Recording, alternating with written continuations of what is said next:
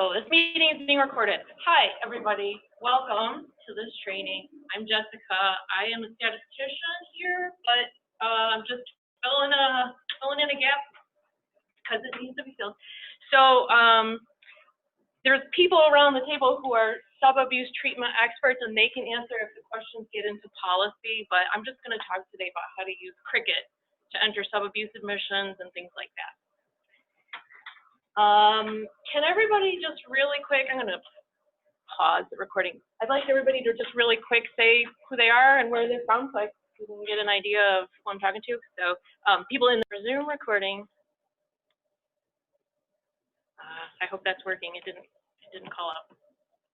All right, so the purpose, first of all of this is we have a few problems that we've had for a long time on the sub-abuse treatment side with getting data. The first one that you all know about is for the PI indicators. You know, we were sending out those drill downs, and you got, whenever a case was out of compliance, you guys would explain yourself and send it back. It's really very 1980. So what we've done is we put something in the record where you can enter that directly in the record, so no more drill down. The second thing that we've been hearing about for a long time is there was really not a viable path for you guys when someone came in and they were assessment only. So you were going to give them a face-to-face assessment. We have to turn in a VA SUD for them, but you're not going to go on and give them their ongoing treatment. So this is going to solve that as well. And the third thing, it's not written here, but it's true. What I've been finding out more and more is that the request date, the date that the consumer calls in, was getting lost in the fray. So many situations. And so this is actually going to take care of that as well, to make sure that we document when did the consumer call and ask for services. So this is going to kill all three birds with one stone. The major changes that you're going to see is we have something called a referral form, which is what you guys fill out for assessment-only situations. And then the referral and the admission are going to be enclosed in something called a wrapper, which also holds all the information about the PI indicators. That's going to take the place of the drill down. So I am looking at the handout. By the way, if you're on the phone, I need to say this to everybody. This is so new for us also. This is not anything we've ever looked at before. So it's like every single minute we're trying to figure out, what did we not think of? Oh, that. So your input is certainly welcome. If there's not something we thought of, we want to like debug this thing and make it as frictionless as possible for you, as early as possible. But we're constantly finding out new stuff. This training was updated, was that yesterday? 3/25. So for those of you who clicked the link early, just make sure at the top you're looking at the one that says updated 3/25. That's the most recent document. So from 10,000 feet off, this is what it looks like. We have a wrapper now, like I said, that encloses all the information. If there's a referral, if it was assessment only, that'll be in there. The admissions and discharges will be in there. And when you go inside of the wrapper, this is where you enter information about PI indicators. So today's training, we're going to walk you through how to use all those parts.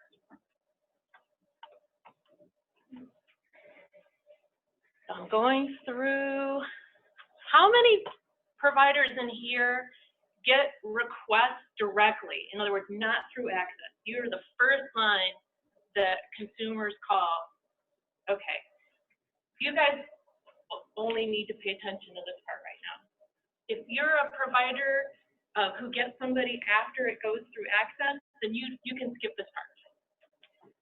Okay, so the important thing here is that from now on, all sub-abuse admissions have got to be entered into a wrapper. They don't just go free-floating out there. There's a little boat for them to sit in. That's the wrapper. So before an admission can be entered, you have to add the wrapper for it to be entered into. What I'm going to do is, you guys do stay on the handout. Can I share this table with you? Thank you. I'm going to actually go and do this live now. So I'm going into the training module. To do this, you choose a consumer. First, you click on the treatment of those. Choose the consumer just the way you always do. And I decided I'm going to use consumer 1144869. This is a fake person. Don't worry. This is test case. Step 1, pretty self-explanatory. Add SUD treatment wrapper. What you see here are at the very top, you select the affiliate just like you normally would. I'm just gonna, what did I pretend in here? Lenawee. I'm gonna pick on Lenawee a lot today. Assessed by is the provider that's giving the face-to-face assessment to determine level of care. Some people call that other things, but assessed by is what we call it here. And the example I use, Catholic Charities. Who was Catholic Charities again here? This is right. Yeah, you're going to be in this. Hold on. So let's just say Charities. The request date. This is the thing that I was saying kept getting lost in the old system. I want to really put a fine point on this. This is the date that the consumer first calls to request services from their perspective. Not the date that you first learned about it. If you ask the consumer, when did you first call? It's that date. That makes sense? It's required. It's very important information. So the things that are required by the system at this point is the affiliate, the assessed by, and the request date. These other things are not required by the system. You could hit save now and nobody would complain. I mean, the computer wouldn't complain, but you want to check your local policy for what's required at this point. Maybe you guys do require that the first appointment, which is the date of the first face-to-face assessment, is filled in. It's up to you guys, Ms. Marcy. So I just want to kind of point out that when somebody calls for services, they may not speak to somebody for their first screening or for whatever, you know, they may be put in a queue, which could be a different date from the time that they actually get their screening. So isn't that something that we need to know? Yeah, we already actually talked about this at the other training, and then we said there was that question, what if, again, this is not going to apply to you if they go through Access first. Access is briefed on this, but what if they call and you, for whatever reason, didn't get the phone and you're picking up a message from them and then you're playing phone tag with them for a long time? It's the date they first left that message. Right. So that's important.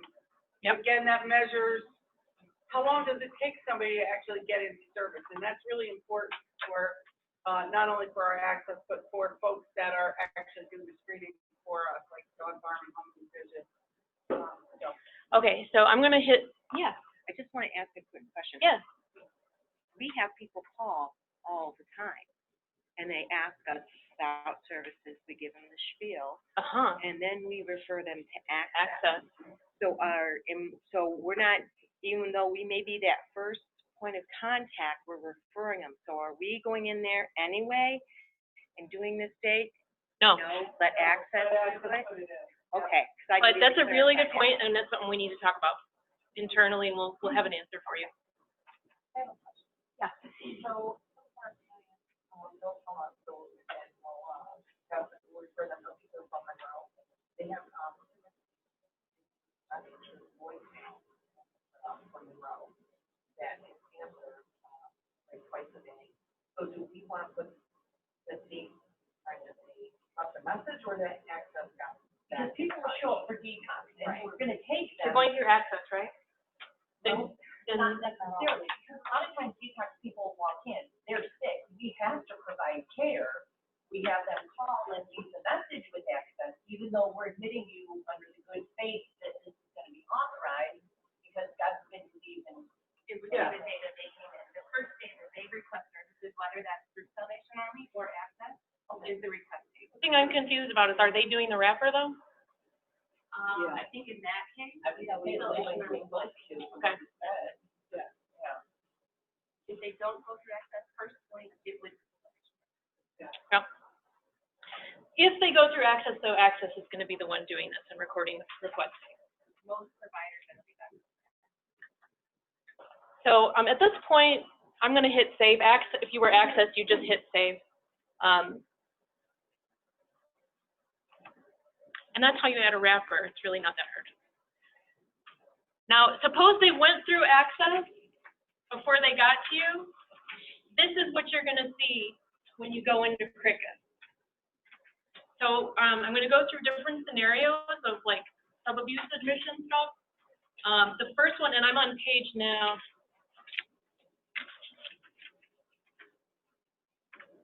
Six of the handout. Yes. No. So you put someone in with a number, but if it's a brand new person who's calling, if you do that, is it going to generate? You're done, right? No, you're home with New Vision. I don't know how that works. Good question, and I will get back to you on that.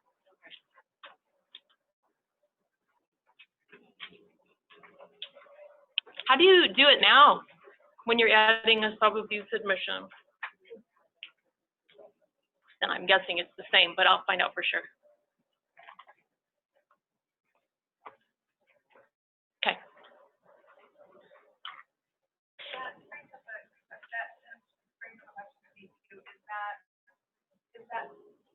If we're adding new people, we're going to do that. We're adding them. We already use them with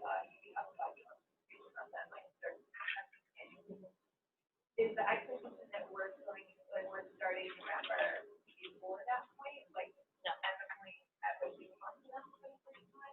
No. I will say that the state is changing the way they're going to do this, and that they may expect that later. But at this point, you only need to do the wrapper at the same time that you would normally do an admission. I'm not sure that the folks at home can hear like all the questions. Great question. This Yeah. was from Don. The question is, do they have to do a wrapper every single time? Am I reading you right that there's a phone call in? And I had said, well, you heard what I said. Not now.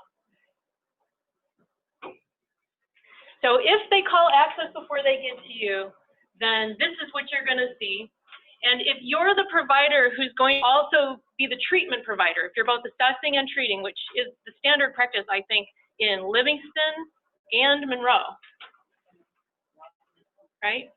And some places in Washtenaw and Lenawee, then let's go through that case. This is the standard case.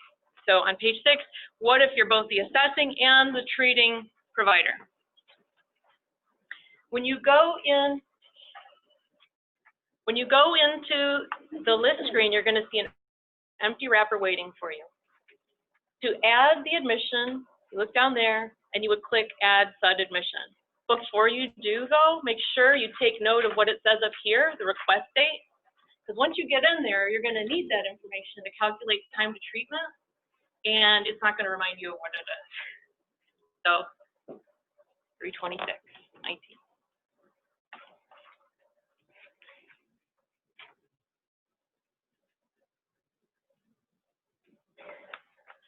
So we start with the admission date. Let's say it's 3/27. Let's say it's the next day, 10 a.m. This is, say, who did I choose for the Catholic charity? This is going to look really familiar because it's almost exactly the same thing that you've always been doing. I'm going to try to jet through this thing, avoiding as many. That'd be later than 3/26. I'm going to do something. Sorry, I don't like that 3/26. Let's follow the handout. How about? Let's say that they actually requested services 2/1/19, 2/16/19.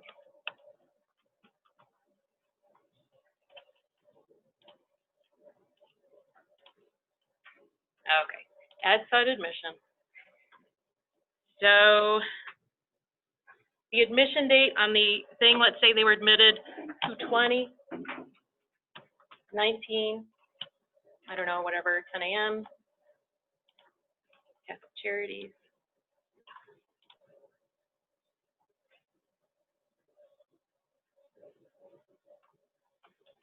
Remind me if I'm forgetting something here. You guys probably know all the traps are.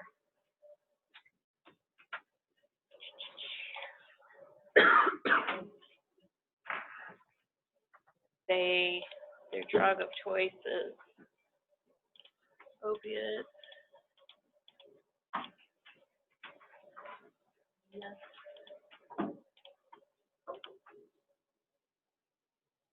Say this is detox. I don't know. I don't think you guys actually do that. Whatever. Oh, time to treatment. Here we are at this little part. Time to treatment is the number of days between the request from the perspective of the consumer to the admission. So in the example I used, their request was 216. The admission was 220. So doing the math, what is this? 4.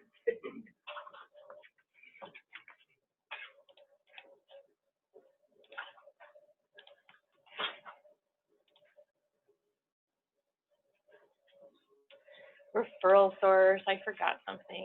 You guys didn't warn me. Just kidding. Dual. Signatures. And I'm gonna sign.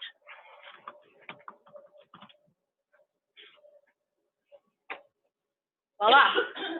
So now inside of the wrapper is the shaded part, is the SUD admission. Any questions about that? Yeah, okay, but we don't do, okay, so in our case, when we have the walk-in for detox and stuff, we do the wrapper, but we don't do the admission until actually somebody gets back with us to authorize for services. Is that correct? You don't do the wrapper, I'm assuming, until, wait a minute. So They call from our office, they get the voicemail, we wait for call back. So do we do admission at that time, or we continue to wait until? You may need to wait because you may not be able to see that consumer if they haven't been authorized yet. If you can see them, then you do it. So like if they. They are starting the wrapper? Sorry. Are they starting the wrapper? If they're coming in after hours on the weekend, they would. Yeah. Because access is not there to authorize it until business hours. But then they do have access to the wrapper because they made it. Yes, that's right. But if the client is brand new to the system, has never been entered into treatment, has not been authorized, they're not going to do that. Oh, And that they're part. going to start the wrapper. So access would need to add that person. So it's going to be a gateway to treatment. So then on those, we couldn't do. You can't add a SUD admission if they're not authorized for sure. So I'm assuming you would have to wait. I don't, that's what I'm asking. Oh, we could go to the wrapper? Sounds like it. These are all really good questions. Because if they don't show up, right, if they've never been there, then how would we actually? Well, this is the Salvation Army. Yeah, can we talk about this when you guys separately? Yeah, we could Sounds definitely. like it's an edge case. Yeah, it's probably going to be something that you have to wait for access, but there could be cases where you can. You guys, I mean, some of them you can see. I have a quick question. So you're saying the request date is from the so in a case where you have to wait, so access authorized first, is the request date the date that access authorized? Or if the consumer doesn't call for like 7 more days, is that the request? The request date is the date they called access, and access is entering it. Okay, so it is the date It'll that be filled in access for you. referred it. Oh. No. It's the date the consumer called access. Access is is already put that. Yeah. Great. Is that clear? That if they called access before you, access is the one collecting that information. It'll be in there waiting for you when you go in to add the SUD admission. The request date's already filled in by access. You have a question? Clarify that. What do you mean, as far as their request date, is it the date that they come and see like the individual agency for services, or is the date they did their screening with access? This is the, that right? I'm not sure. The date that they call access requesting services is the request date. Okay. And access is entering that in. Is that clear? It'll be, we all introduce ourselves before it started. I'm sorry, I'm Jessica from Livingston County Catholic Charities. Okay, yeah, So they call access before they get to you, and that's on access to enter it. It'll be there when you get there. Okay. So where were we? We were talking about a normal everyday admission where access entered the request date and all that stuff, the wrapper before you got there. You just added a SUD admission to the wrapper. So let's say treatment's gone on, and now it's time to discharge them. To add the discharge, you just click Add Discharge.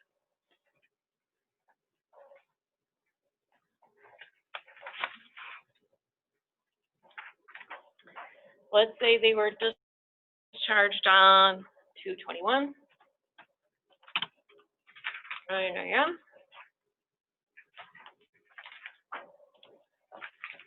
Help me if I forget something, guys. Rest, that's one. And this is all good. And got it. Let's say that they're transferring. Here's something that's new and different. And this is at the, I think I'm on page 5.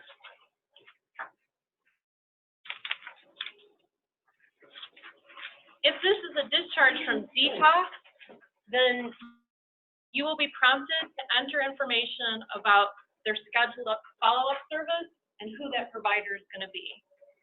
This is required. So if they're choosing their local CMH as a follow-up, which is totally legit, then you here click local CMH. If there's a specific in-network provider that they want to get their follow-up with, you click provider and you select who that provider is. So just let's mix it up. I don't even know who this is. Eastwood. Not our provider. Okay. Let's do Dawn. I don't know. Miller. Yes. Can I just add in that local CMH does not mean, okay, your discharge call access for your follow-up. No. Right. That's they're actually getting a service from the CMH, being a therapist or being a doctor. Right. The face-to-face service with a CMH person. Thank you. Great. Well, yeah. So there's who, and now the question is when. This information is required. So the discharging provider is required to facilitate this process and then document what that date is. So let's say the date of follow-up is supposed to be 4/1. Does that disturb anybody? Why? I got out on Yeah, because in order to be in compliance, that follow-up has to be within 7 days of their discharge, right?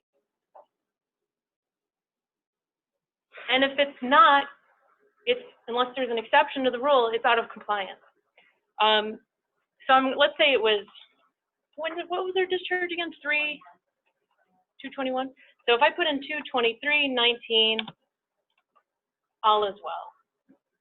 And then if they don't show up or for whatever reason the appointment doesn't happen, we know who to call. Marcy, we know who to call to find out what happened. Let's say though that they actually wanted their appointment on 4/1. They're on vacation or whatever, and that happened. If you put in,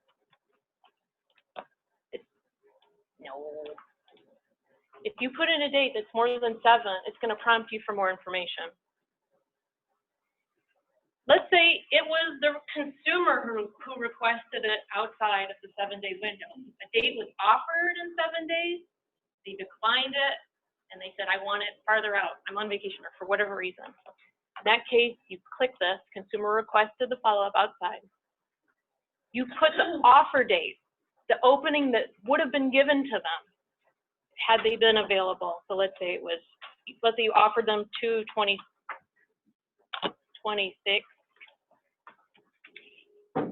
And then you give a note.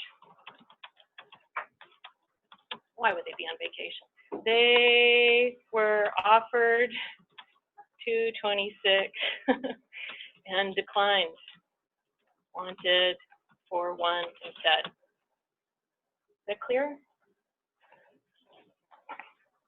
So this, I just want to make a note that if you're managing their detox, like if they're in detox and you're making that appointment, so it really is up to the detox provider to get on the phone and try and arrange for the appointment for that client for the next phase of service.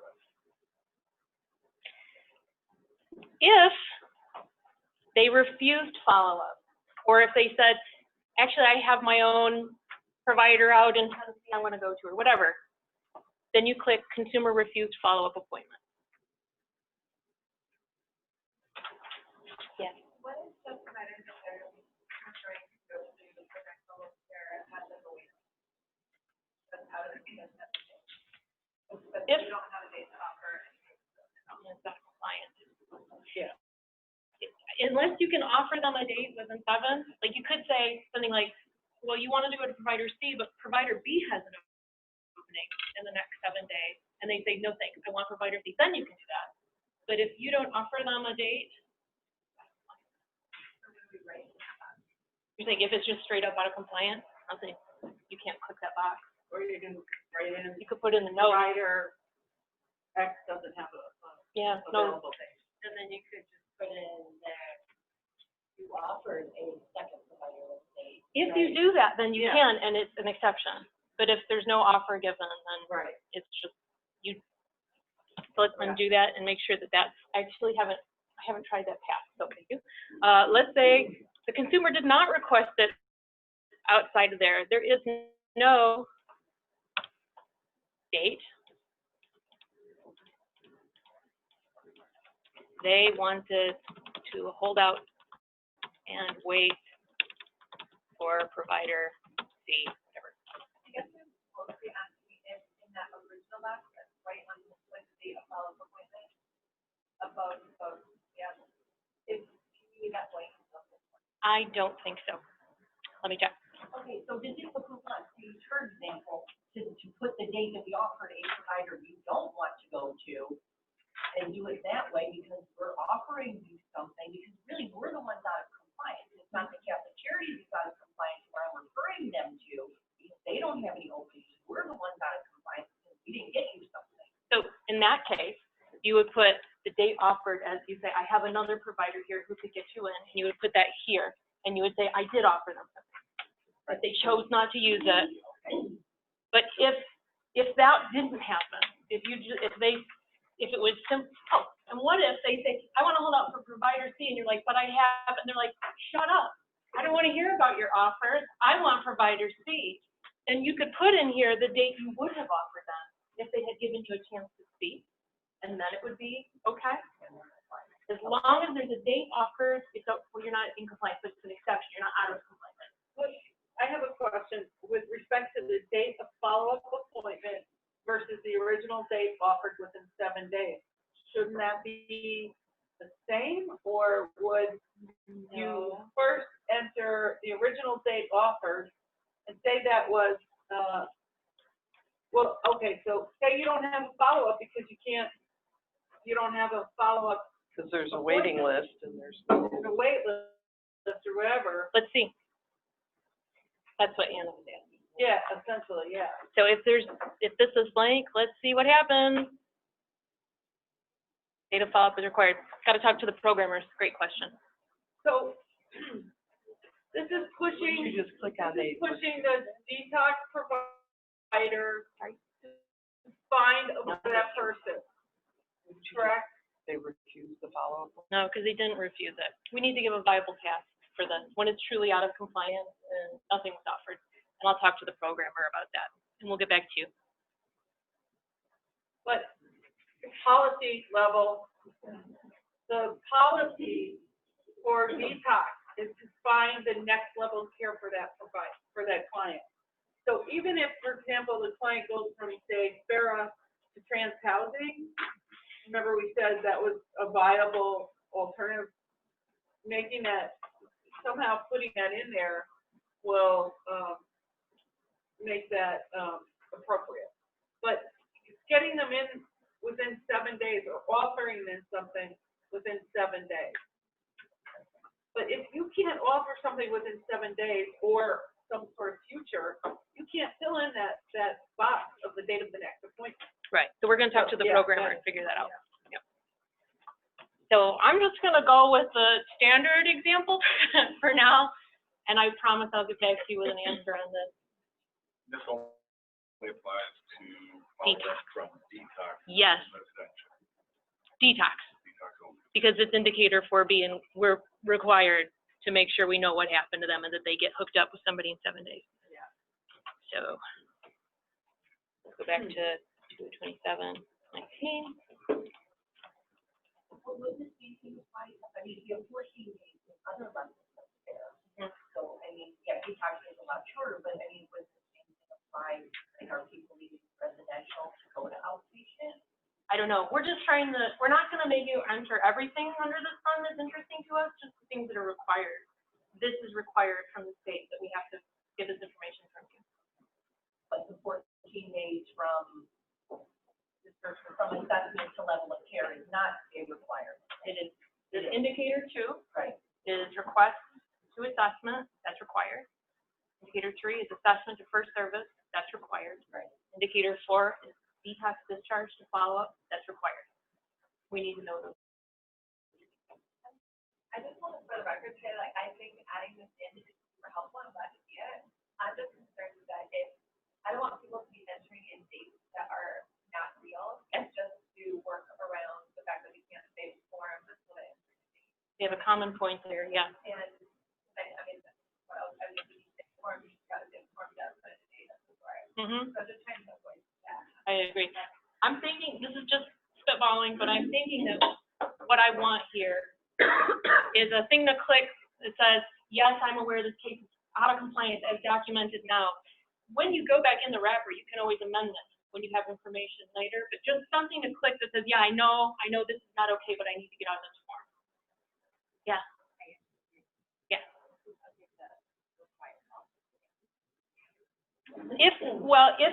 If it does, then it would be saying, yes, I'm aware that right now this is out of compliance. So there's no confusion about that. The other thing that, like, kind of to your point, is like, if we offer, okay, so person prefers to go to provider A. Provider A has wait list, we have no idea when that has to be available. Mm-hmm. So we say, well, we could offer you an estimate at provider D, they're like not in provider D. Yeah. I don't feel great about just putting the provider D in there with no note. It's a no. But there's an opportunity for a note. They're not. In that situation, I'm just gonna put the date, and then that's it. But not an out of compliance date. Good grief, what just happened? What just happened? Did this just explode? I think I got timed out. No field only comes up if the date is past 7 days. So if the date is within 7 days, discharge would be less, so there's no opportunity for There's not, but there is one in the wrapper okay. for any notes you want to take about that entire episode. The likelihood that someone's gonna sell the discharge and then go back into the wrapper and it's a note about it though, I feel like that's Okay. not that real. So, So if I know at the time this is the date I'm offering, but I already know don't look for the sexual follow-up encounter, because it's not gonna be there, and I know it's not going to be there. I feel like there should be some way to indicate that. let's talk, cause I think that this is covered in a second. Okay. But if it isn't, remind me again. Thanks. I don't know what happened. I feel like I just got timed out or something. That's weird. Okay.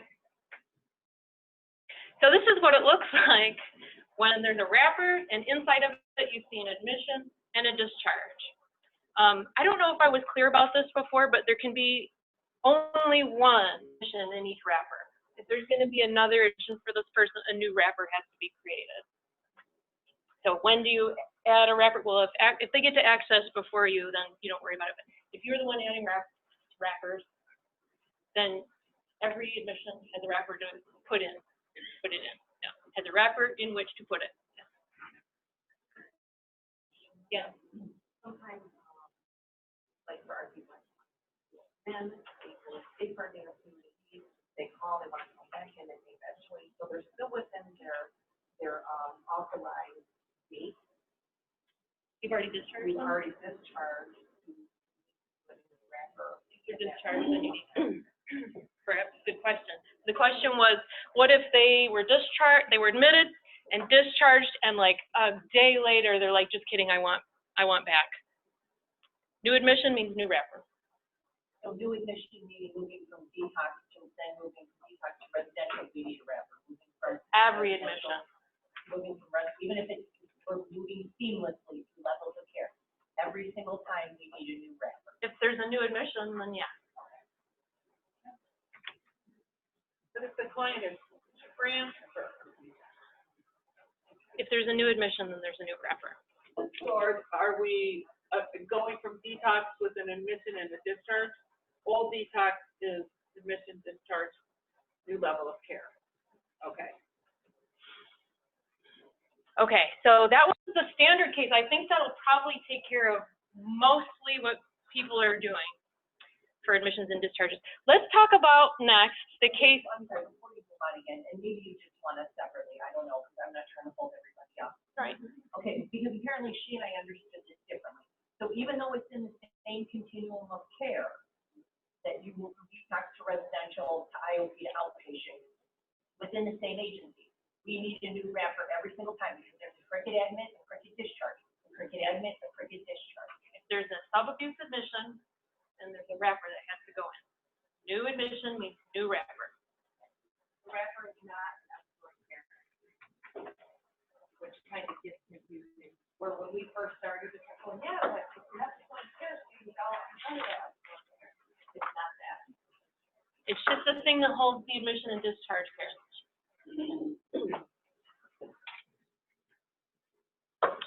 Good question, though, because that's like, get it out now. Let's not have this confusing when you're actually trying to use it.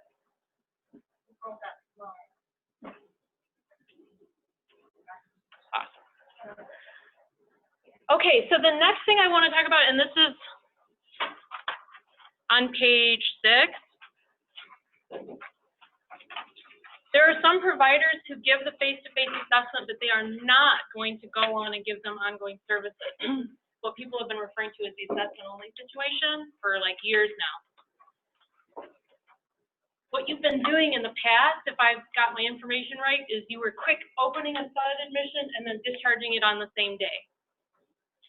So instead of doing that, you do a referral form. And it's almost exactly the same thing, except it adds a disposition in there.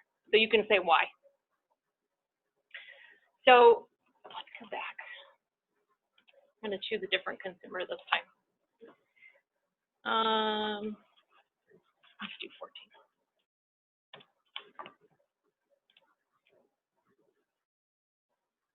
So again, assume this person came through access before they got to you. And who should I do now? Who should I do, Wendy?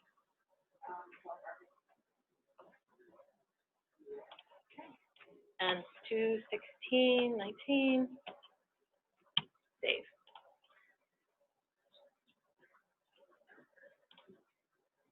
So when McCullough Vargas goes in there, because they called access first, they're going to see an empty wrapper. McCullough Vargas already knows that they're not the treatment provider at this point. That's how they would know to do the referral instead of the admission. So again, this is what to do if it's assessment only. In that case, you click Add SUD Treatment Assessment / Referral.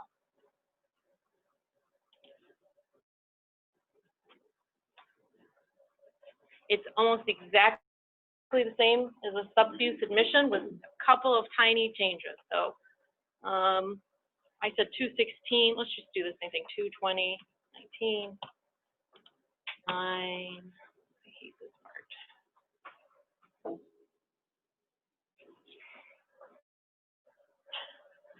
Arrest.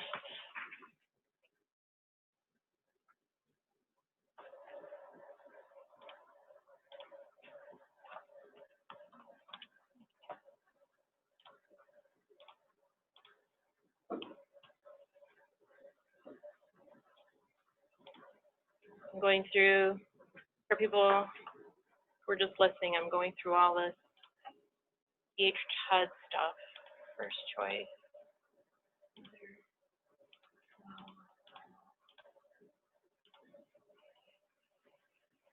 Yes, let's say, attendant.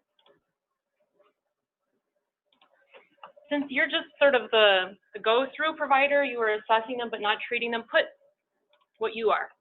Let's say you're intensive outpatient. Time to treatment is still the number of days between the request and your face-to-face assessment with them. So in this case, it was 4. And this one is really transferring. Okay, this is something new.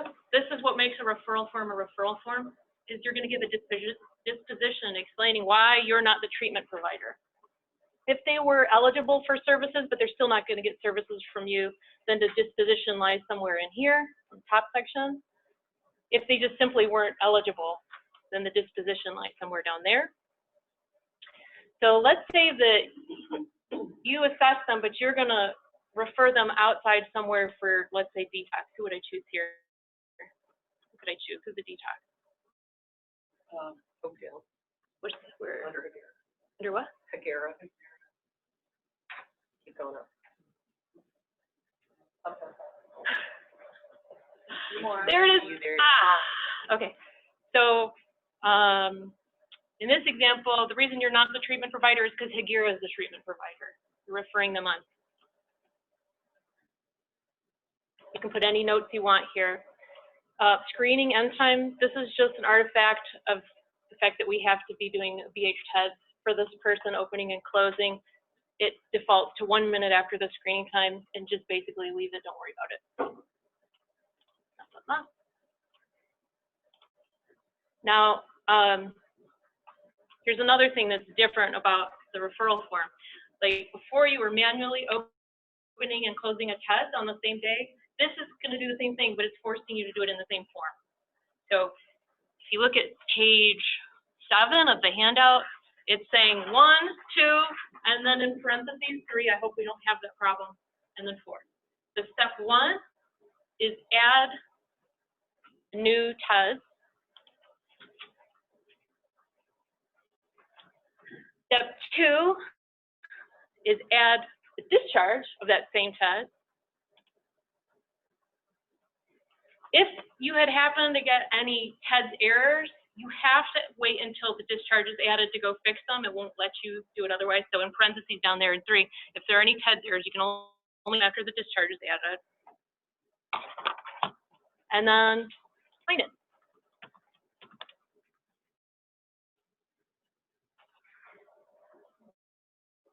Done.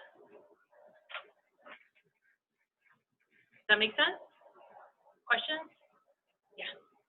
Maybe I missed it. Sure. In practice, when we do outpatient, very often they'll say, okay, I'll think about it. Get back to you. We never hear back. So we have, what form do we use? What do you guys think? What he said was, what if they assess them and they're eligible, but they just sort of are on the fence? They're like, yeah, I'll get back to you, and you never hear back from them again.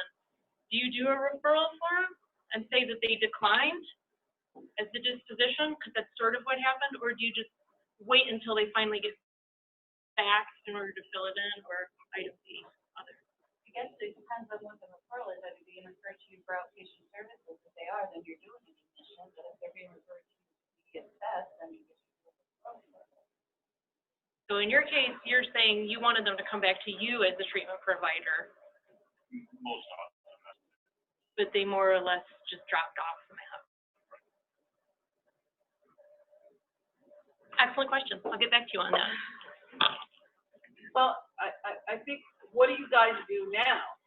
You just fill out the form and just kind of, you ever go back and look, or we wait until? We do an admission, wait 30 days, then we go into the discharge for the same day.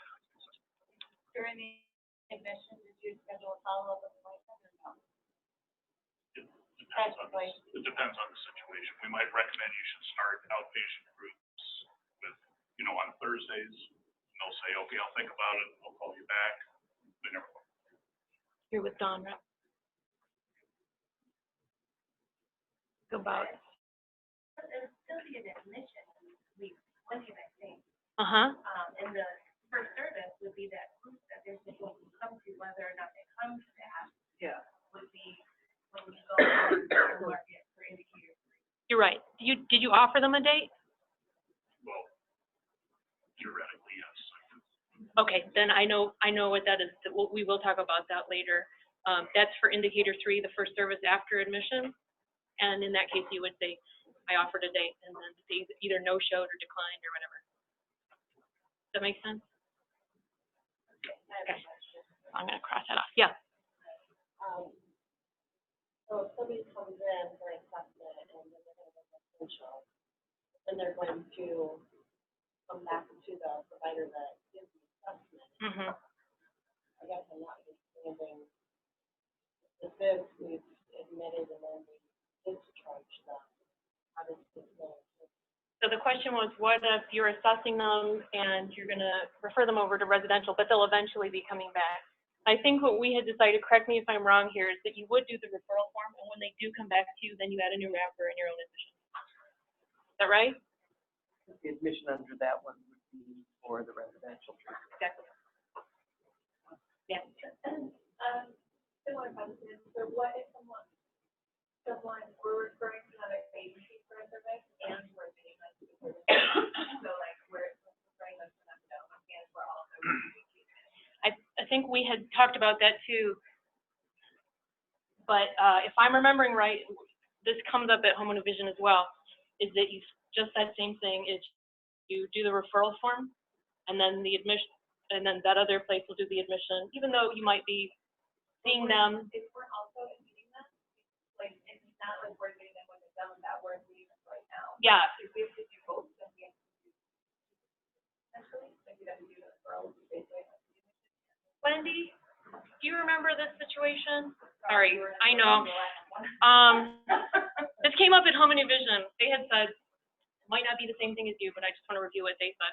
They said sometimes they admit them and they sort of give them services at the same time that they're getting services at that other provider that they referred to. And we said, do the referral form, because then the indicator 3 is not going to be looking for a first service from you. It's going to be looking for a first service from the referred provider. Yeah. Within 14 days of the admission? Then I guess you would. Yeah. Then I guess you would do a separate admission for you.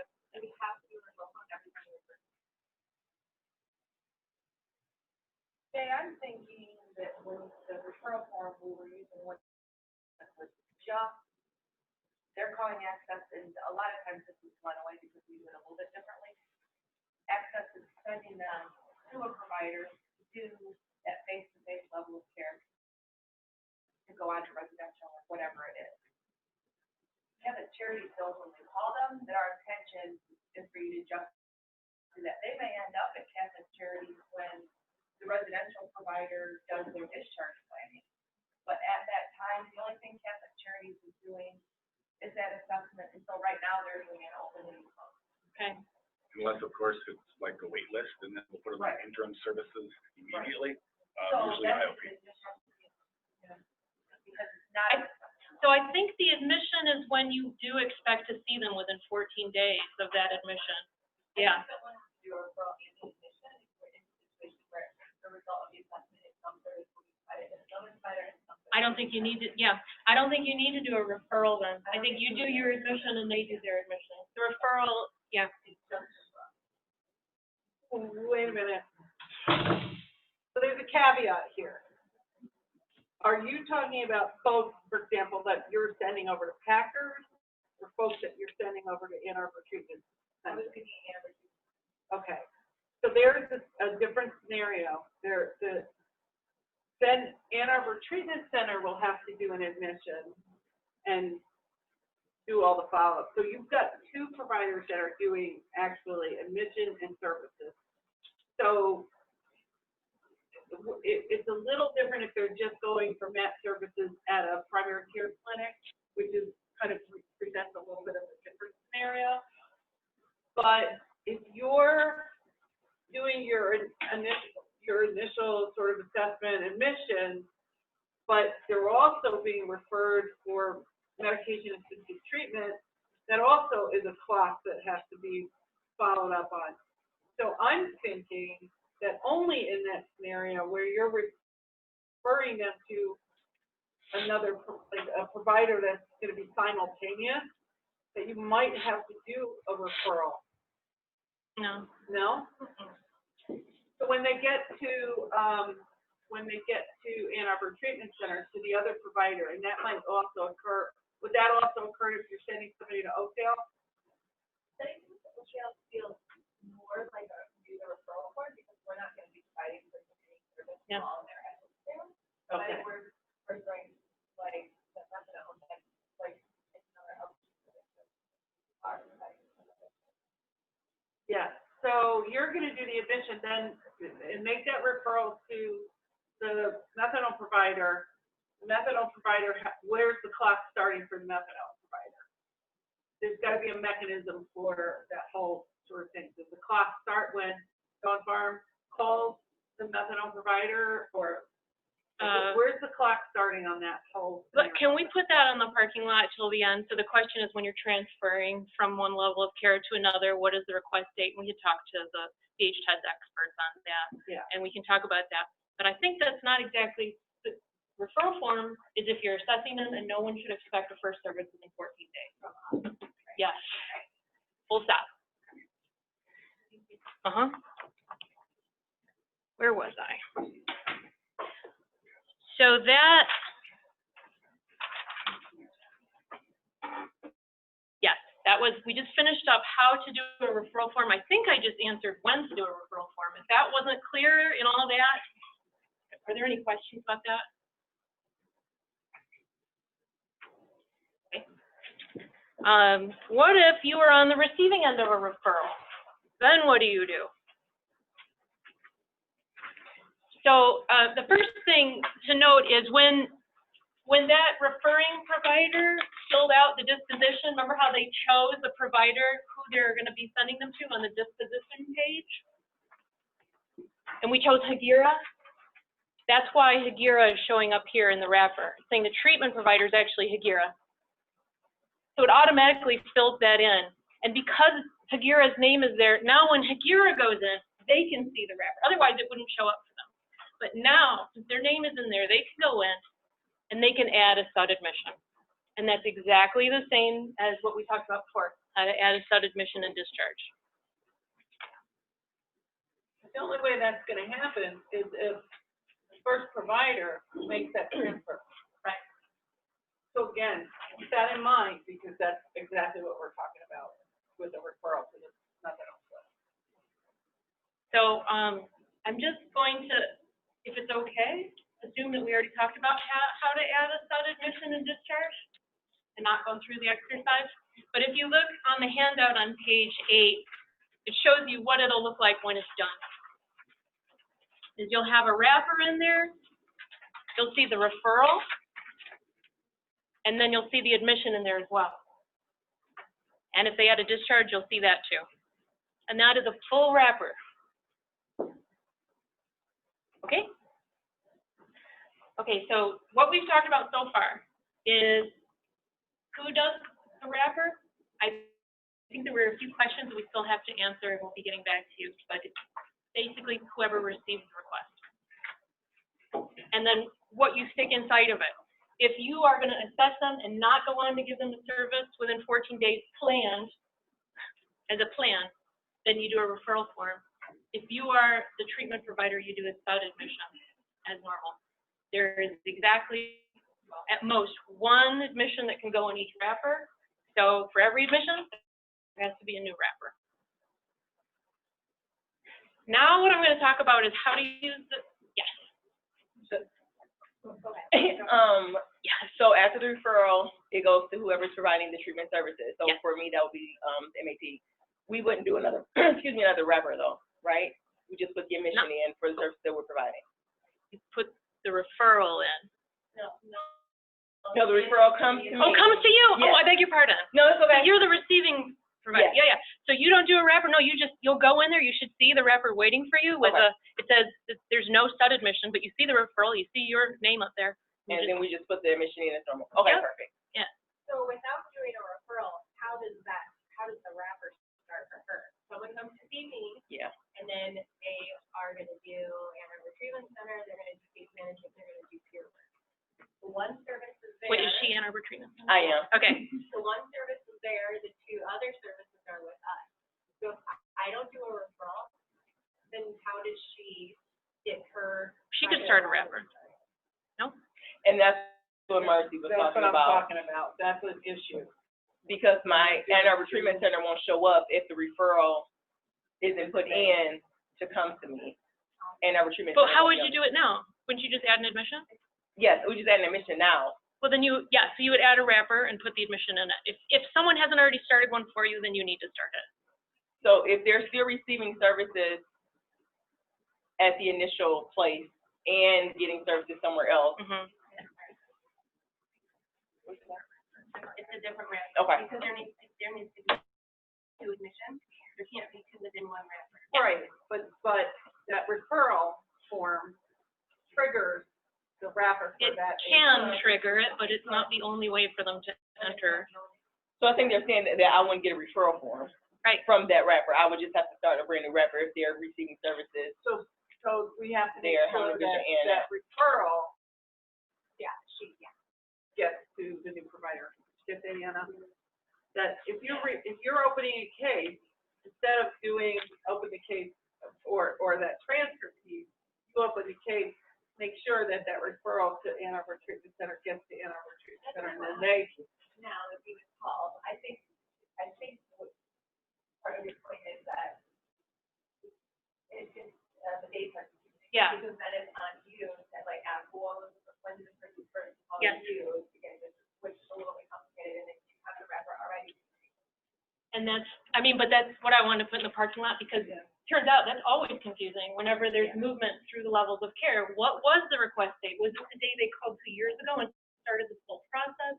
So the request date confusion is another item, but as far as how to document it, you only do the referral form if they are just jumping from you and you're not going to be giving them their ongoing services. In order to enter a new SUD admission, there has to be a wrapper. If there isn't one already in there for you, then you need to put it in.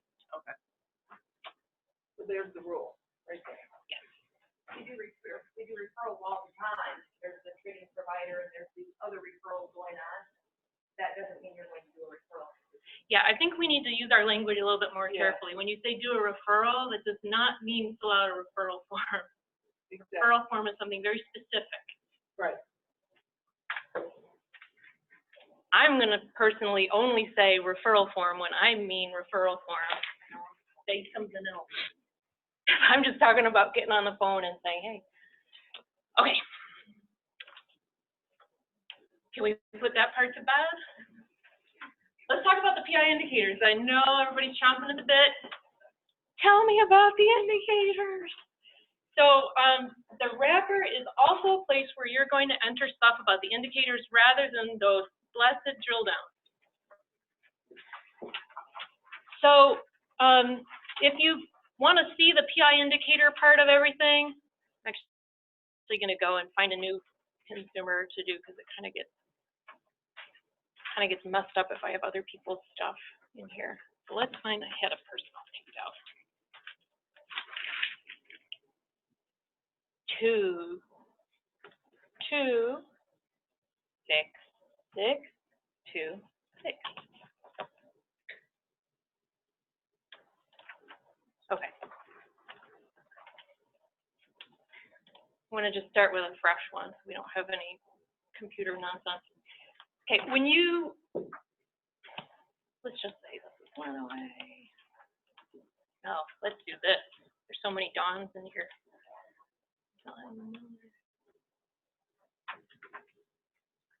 216 as usual. Okay.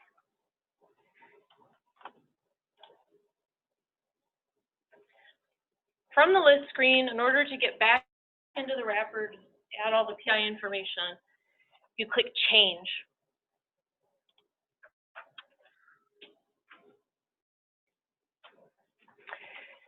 So this top section here, where it says first welcoming appointment, that's the information about indicator 2, which is, it measures the time between the first request, from the perspective of the consumer, and their first face-to-face assessment. The middle section, oh, good grief, where it says next appointment, that's about indicator 3. The time between that first face-to-face assessment and their first of their ongoing services. And if it was a detox discharge, then there's a third section. It's actually easier to look at on the handout. I'm on page 9. It's information about indicator 4, which is about the time between their detox discharge and their first follow-up appointment. So let's start talking about indicator 2. So I just said this, but it bears repeating. Indicator 2 is about the time between the first request from the perspective of the consumer and their first face-to-face assessment. It has to happen within 14 days. This is what I was saying. It's required by the state to know this and to measure it. If it doesn't happen within 14 days, that case is out of compliance. Except in a couple of cases. And I'm going to talk about how to document those cases here. The first, which is literally an exception, is if they were offered a first face-to-face assessment within 14 days of the request, they declined that offer, and they chose a date outside of the 14-day window. I think we already actually talked about how to do that before, but just as a reminder, if that's what happens, then, like, let's say this is 2-1, I'm just following the handout, and the date of the first appointment. It says first appointment, but that means the first face-to-face assessment appointment. 2/20/19. If you, 2019. If you enter something and it's more than a 14-day stretch, it will automatically prompt you for more information. In order to document it to get exception status, you would click, the consumer chose this. You have to put in the offer date. So let's say it was 2/10. And then you put in a note. Like in my example, consumer says they were on vacation, that's vacation one. The first opening was on 2/5, the date would have been offered if they had been available. So this example in the handout is saying if they didn't even give you a chance to offer them something, they're like, look, I'm on vacation, I'm not going to be back. So don't give me anything before the 20th. Blah, blah, blah. If you mark it this way, it'll be an exception automatically in the PI indicators. Without the offer date, it is out of compliance. Is that clear?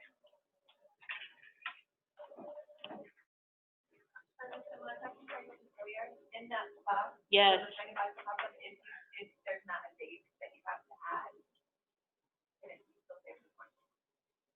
And again, if you're not.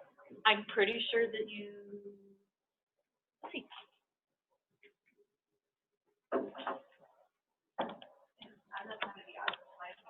No, this is exactly right, because if we don't give you a Bible pass, people will just start typing anything to get through the form, and that's less than ideal. So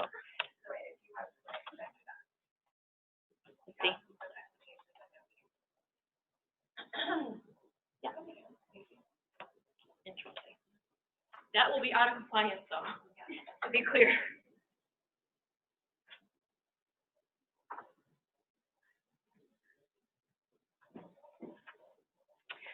Okay, the second thing where it might not necessarily be out of compliance is indicator 2 is sort of special. If the consumer calls to reschedule, that resets the clock. So if there's fewer than 14 days between the day they call to reschedule and their assessment, now it's in compliance, it's not even an exception. I know that's really hard to keep track of for all of us, but it's written here. So let's say they were scheduled on that day, the 20th, and they call on the 19th and they're like, just kidding, I'm still on vacation. Then you click consumer rescheduled first appointment. And this is all written down here. You put the day that they called on the 19th, and you put in the new date that they're scheduled.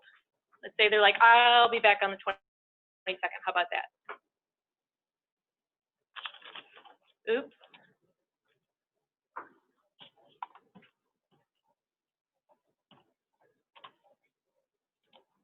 If they actually end up getting that assessment within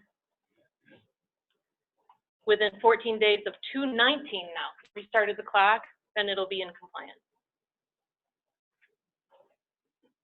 So that's indicator 2. I hope this is easier than the drill down. I think there were questions before. Do I have to, for every single appointment, be marking stuff in there? No. Just like the drill down, you only need to address the cases that would have been out of compliance, and you want to make sure that we understand what actually happened. Clear? Yes. Yep. So what comes up more often is that second box, for example, there's a no-show for first appointment, and it's still rescheduled. Does it make any difference from your perspective, whether it's or for this indicator, it does make a difference. Consumer canceled, no-showed means that it's an exception now. That you can actually be in compliance if they reschedule and then they end up getting that assessment within 14 days of the reschedule date. So it's the difference between getting kicked out of the indicator altogether and being a thumbs up on the indicator. What might happen is like the second box where you expect client no-shows that's more true, but then you might call them and reschedule with them. Yes. And then we switch it back. Great question. So if they first cancel, and like that's where it sits for now. Let's say they didn't call back on the 19th. Let's say they call back the 21st, and they were like, just kidding, I really wanted that appointment. You can swap this one out for a reschedule. Their reschedule date is the 2/21 now, because they called the day after. Yes, that's fine. Great question. And that'll go through and reset the whole clock. Reset the clock. How about another question? How about what if they reschedule this one 10 times? What you need to do is always enter the very last one. So they called on the 23rd then, and they're like, just kidding about the 22nd. Actually, I want it on the 24th. Okay, save. And then they call on the 25th. They're like, just kidding. I want it on the 26th. But what you should do is be entering that in the notes here, so you don't lose track of all that information. There was an option here to make you enter all of those dates, and that became a click nightmare. And so please prove us right when we said that people don't want to do that. Just enter it in the notes. This is what happened. This is what happened. That way, when people call you back and say, what happened with that case, it's all there. You don't have to go searching through your own EMR. We'll ask for that. We will. So I'm still a little confused about when those dates get updated. Which dates? These? So, right, so I think earlier it was do the rather at the end of the meeting. Yes.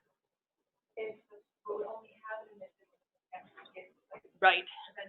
It's all retrospective for you guys. So I don't know where I'm entering, but so I guess I'm only entering dates retroactively once the like actually here. So for you guys and for Home and New Vision, I think it'll be the same, where all of this has happened. It's all history, and it's in your own EMR. So that when you go in here to start the wrapper, you already know you've already seen all the things that have happened, and then you just put in the last rescheduled date, if there was one, or put in that they ended up no-showing, or whatever. Put in the first appointment, and then put in the notes, whatever story you want to remember. We're never really gonna check the no-show, no-shows and you would never. For now. The state is probably going to change that. They're looking into making an indicator that actually keeps track of every single request, whether it amounted to an admission or not. But yes, for now, you're right. But for everybody else, you're gonna have to go in, anytime that client calls and the situation changes, you have to go in and enter that, correct? If there's going to be out of compliance because of it. So why wouldn't you be proactive? And if the client's calling, if the data is calling, they say, I don't wanna come in today, I wanna reschedule, why wouldn't you proactively go in, just click it and be done with it? And you have that record in Cricket now. Well, if you know they're going to be out of compliance, then yes, you would. But even if they're not, why would we not enter something You could do. that shows that they requested something? You know, everybody, there's a whole variety of different workflows in this room. Yeah. And so it would be hard for us to set this thing up in order to meet everybody's needs. You guys should have your own local policy on what it is you expect from your staff. But know that these indicators are hot topics at the state, and they're really watching these. And in fact, and we just talked about the future, in fact, when you know, they start looking at the whole sort of scenario, they're going to be looking at what data is entered and how you're tracking it and all that. You may want to really seriously think, is it easier for you when the client calls and says, hey, I need to reschedule, for you right then and there to go in and enter that information, so you don't have to go back and trace, you know, chase around where you're documenting that.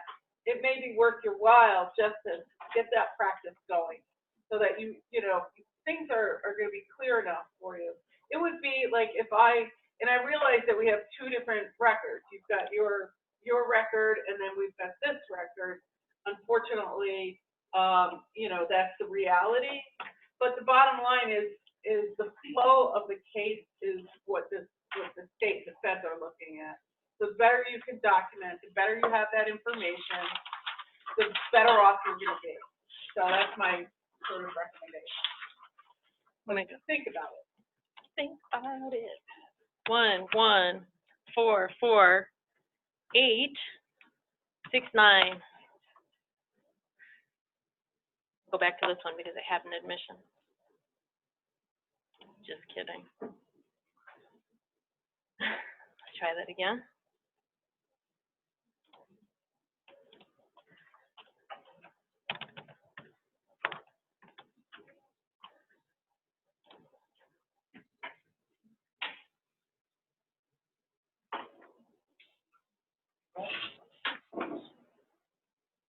Try this one more time. Marcy, you want to keep talking about something? 2 minutes top. Just watching you call numbers. No, did you see it? It pre-filled. I saw that. You. Yeah. Son of a gun. No, I just want to let folks know that this again, you know, it's a hot topic, and they're looking.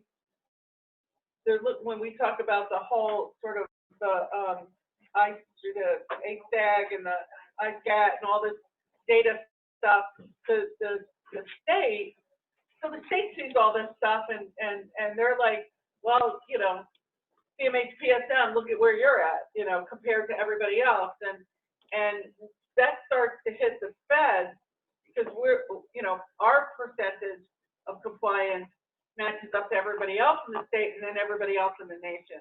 The more that we can be accurate and kind of get on top of the data, the less, you know, the less problems we'll have in the future. Thank you, Marcy, for that moving speech. Yeah. Now, let's talk about indicator 3, which is the time between the assessment and the first service. If there were, and I'm on page 11. Thank you. Page 11 of the handout.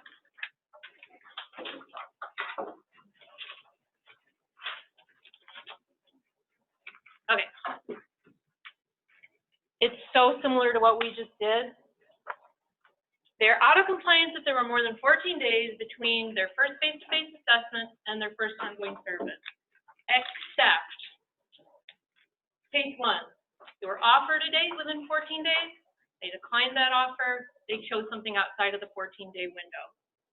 The way you document it is exactly what we talked about before.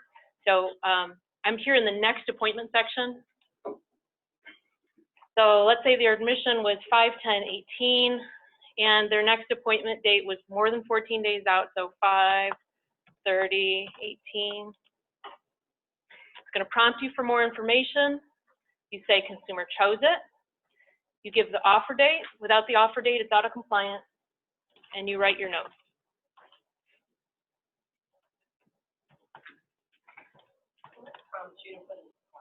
The offer date that gets skipped for some reason. I don't remember. Let's see.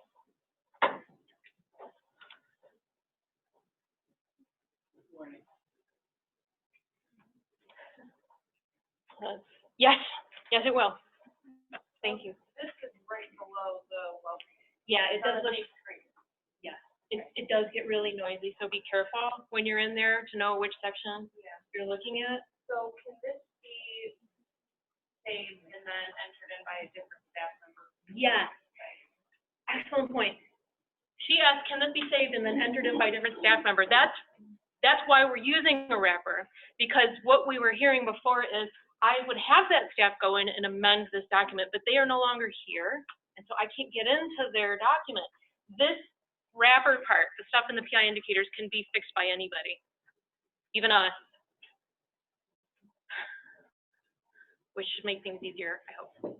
Good question. Do folks schedule these one at a time, or are folks like, client comes in, calls, okay, we're going to for your first appointment this time, and then make that appointment for the next? Is that happening at all? Like where you know they're going to come in for the first visit and you know you've already scheduled their second visit? Does that happen at all? No. Never? Okay, never mind. All right. So that's a good question, that if you fill it, because I know you can test it if you miss the box, the second box, it won't let you save. Can you fill in just the first box and the whole second box? Yeah. Because there's working conditions, you don't have the second box. Which one was I doing? It's another thing. We want to work on this so that it's less noisy in the list screen when someone's had a bunch of admissions. Right now, I find it difficult.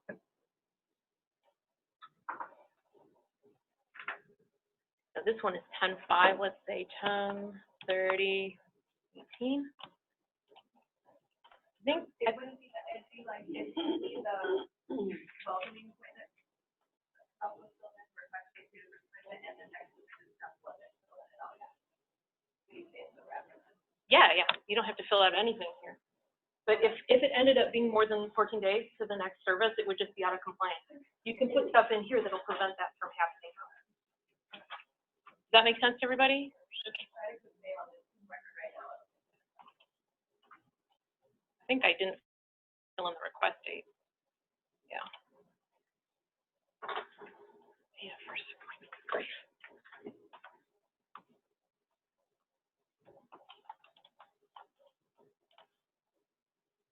The only things that are required on the wrapper is the request date, the assessing provider, and the affiliate. All the other stuff is to help clear up out of compliance stuff. So that was the first thing. If they were offered a date, declined it, chose something outside the 14-day window. The other thing Jessica? that could, yeah. Excuse me, can you hear us on this end or no, on the phones? I hear you. Was there someone else? Okay. Actually, it's Sacred Heart, and we had a couple questions pertaining to the wrapper, being that our wrappers and referrals are sent from Access. If they refer for detoxification and we end up admitting the client direct to residential, is it up to us to go in and change the referral or level of care type, or do we have to have Access do that? I don't think I understood. Did one of you guys understand? So if they refer for detox, they don't end up going Yeah. straight into residential. Yeah. Well, they have to change the wrapper. No. The wrapper will still be here and you'll still see it for Sacred Heart. You can still add the admission. If your name is here in the assessed by, you'll see the wrapper. The only things that should be already, well, unless it's Lunaway, they'll have the date of the first appointment, because that's required in their neck of the woods. But the wrapper, when you see it, will say the affiliate, the assessed by, and the request date. It doesn't specify the level of care or anything. So it'll be whatever we need it to be then? Yeah, you just add the What? SUD admission with your own information in there. Okay, and now when the client transfers or stuff down from detox to residential, are we creating a new wrapper for that? Or will there be two from access? No, wait, you're doing the residential as well? Yeah, new wrapper for every admission. Okay, so when we step down from detox to residential, we're creating a wrapper. For the residential, yes. Because Okay, thank you. You just need to make sure there's something, you can't add a SUD admission into blank space, and you can't add it into a wrapper that already has a SUD admission. So there, you make the wrapper, and then you put the admission in it. I think if cases like you're getting your referral directly from access, is access creating the wrapper. Yes. So in that case, I think they're saying, and correct me if I'm wrong, sorry, that since access would have authorized detox, they would have created a wrapper for the detox to go in already. Yes. And access would be authorized residential, access would have created a wrapper All right? to go in already. I'm not sure. I think that's the question. Thank you. Access creating or detail. From by the way, that would be true. Okay. Would that be true in Monroe? Might be true in Monroe. And what about Washington? It'd probably be true for Livingston as well. But those referrals via calls, getting to them anyway, and they put the offers. I mean, I guess. So it would be us creating the wrapper. Whoever gets the request, whoever knows the request date is the one making the wrapper. So in that scenario for Sacred Heart, the authorization is generated for detox and a second authorization is generated for residential. Is that correct, Joelle? We're doing those both at the same time? Yeah. So are we doing two wrappers then for that? Yeah. Okay. That, yeah. If we have one time residential or Yeah. authorized. Can I get, so what about if, let's say they go through Lenway and they're, just covering them. But then after detox, at that provider, who also has residential services, then that provider will fill in the second. That provider's gonna have to call Lenway access, say, hey, this consumer just completed detox, let's go on residential. So access is going to enter the authorization, because it's access has to enter the authorization. So every time they enter an authorization, they'll enter a wrapper. So I don't know if you guys on the phone heard, but every time access enters an authorization, they will enter a wrapper, I think was the punchline there. So I know that we're like a special case. We're all, Right, so let's say that, like, we have after-hours admission, for walk-in for detox. So, let's say they're in Cricket, we're able to do a wrapper for them for detox. Bring them in, they call, they leave a message, someone calls back. So now will access have to do a second wrapper for detox, or will ours be, you know what I mean? Because we'll have put the first wrapper in first, you know what I mean? I think this is another shade of, they called you first, but then they had to go to access, and then they bounced back to you. So I think that when we have the discussion with you guys about how to do that bouncing, it's gonna fall under that. Yes. So if I'm sending someone to Oakdale for detox exchange for residential, I need to do 2 referral forms. Say it again? If I'm sending someone from Home New Vision to Oakdale for detox and they're staying for residential, am I doing 2 referral forms so that way they're. Are you residential? Are you, when you say they're staying, what do you mean? And they're gonna step down from detox to residential at Oakdale. They're going to step down from one. So you're the assessing provider, they go from you to detox, then they go from detox to residential. Yep, at the same provider. So I'm. I don't think you're doing the two, she wouldn't do the two wrappers. I know she would do the referral to detox, but I think that, Request that authorization from Ann and Yeah. Because you're not authorizing, you're just making a referral. so the answer to those on the phone was she would call Ann, and when Ann does the authorization, she would do the two wrappers. Okay. So, where we were talking about indicator 3, the time between the assessment and the first service. We talked about what if they decline an offer within 14 days and choose something outside of 14. I think we only gave that example. The next way that it can be an exception, it's a little different than indicator 2. If the consumer is given an appointment within 14 days, they cancel it, they reschedule it, or they no-show it. I know that it reset the clock for indicator 2, but not this one. All 3 of those cases are the same color, and that is exception. So you would document that. I'm on the bottom of page 11. You put in the date they had. So let's say it was, you had something in there within the 14, 10, 6, 18, but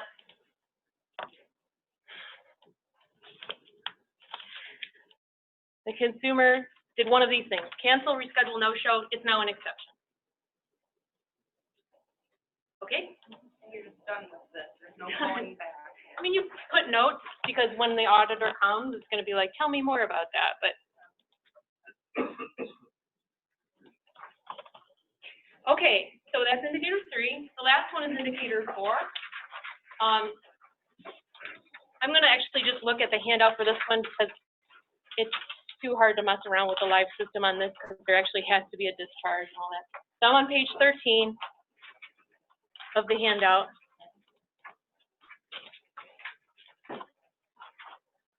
This one is going to be different than the other two in a couple respects.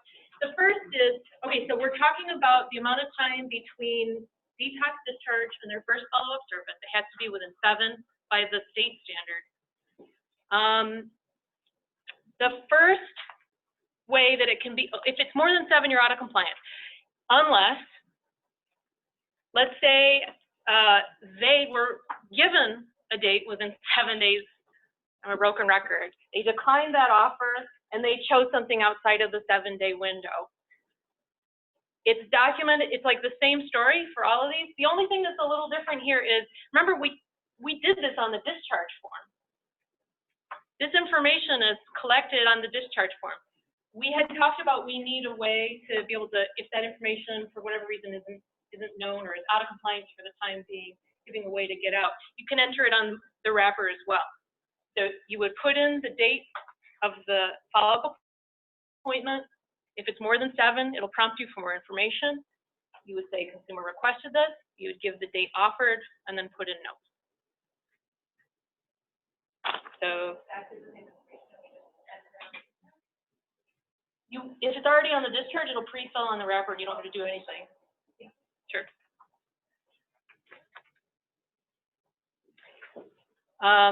The other thing, this is really different, is if they were given an appointment within 7 days and that appointment never happened for whatever reason, like no-showed, whatever, we just don't see a service anytime after that discharge. In that case, what's going to happen, this now is on the liaisons to the providers. Liaisons, raise your hands, please. Ann's not here, but she's one. Diane Heinlein, not here, but she's one.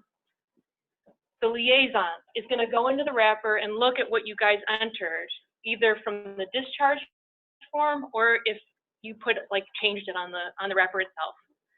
They're going to look, see, oh, they were discharged on the 11th. They were supposed to show up at Catholic Charities Monroe on the 14th. I don't see any services. The liaison, this is Wendy, is going to get on the phone and call who? Catholic Charities Monroe.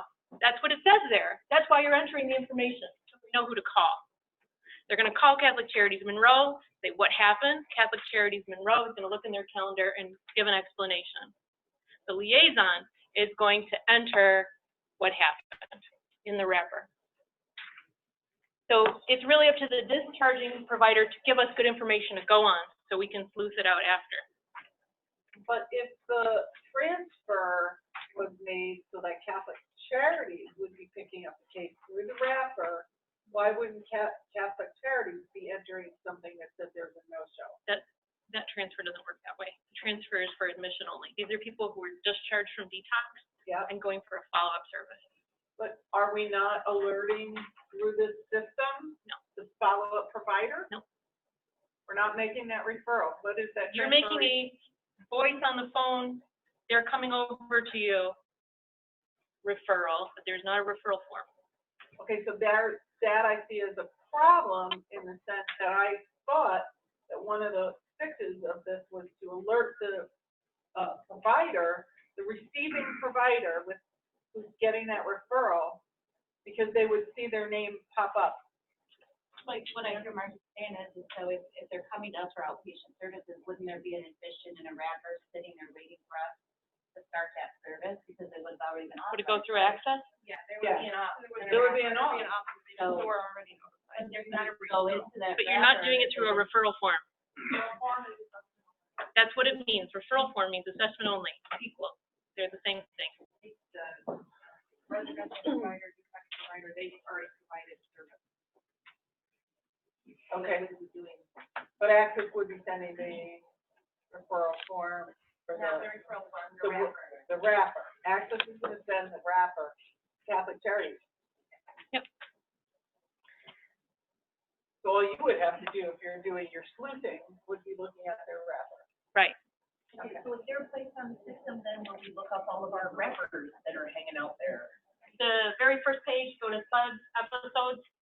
That's where the list screen is, and you can see all the So records. it's gonna be everything that's sort of hanging out there, we're gonna be able to Good go question. through that way. Yep.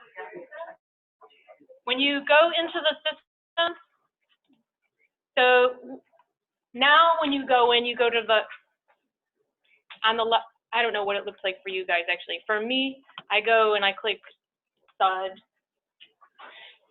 And then I get this thing, like what you see now is SUD admissions and discharges or something like that, right? It's going to be replaced. It's going to say SUD treatment episode. Okay, so that will be gone. Yeah, the one that's obsolete, admissions. Oh, So it'll just be there, the SUD, treatment. yes. And then you're going to choose a consumer as you would. Oh, you're saying you want it for all consumers? Yeah, like how would you know How do what I was know out who I there? have to go into? Great question. You can see all of your authorizations. Yeah, it's under view authorization. That's only in the hours. Yeah, we can, I mean, check authorizations, but it's just by client, though. You can't see them all at once. No. Yeah, you can. We're not smart enough to figure out how to do it. Okay, how about, yeah. So this is an important topic. Outside of the scope of here though, can you talk to Randy or JoJo about how to see all your authorizations at once? They should be the same. Just records that are coming All out. the providers are like, JoJo. Sorry. Go well and. Sorry. Have it. Okay, so what happens if on day 2 of detox, midnight, client leaves? Yep. So you're not there to call anybody to try arrange any step down from residential. There's no box that just says client refused aftercare for this one? Yeah, there is. There's a box there where it says consumer declined in the discharge form as well as in the wrapper. Okay, so all right. And in that scenario, wouldn't they be against medical advice, sleeping in the middle of the night? Oh, yeah. I have a question. Yeah. Okay, so I just want to clarify, so we get a wrapper or an authorization from Access, there will be a wrapper. Yep.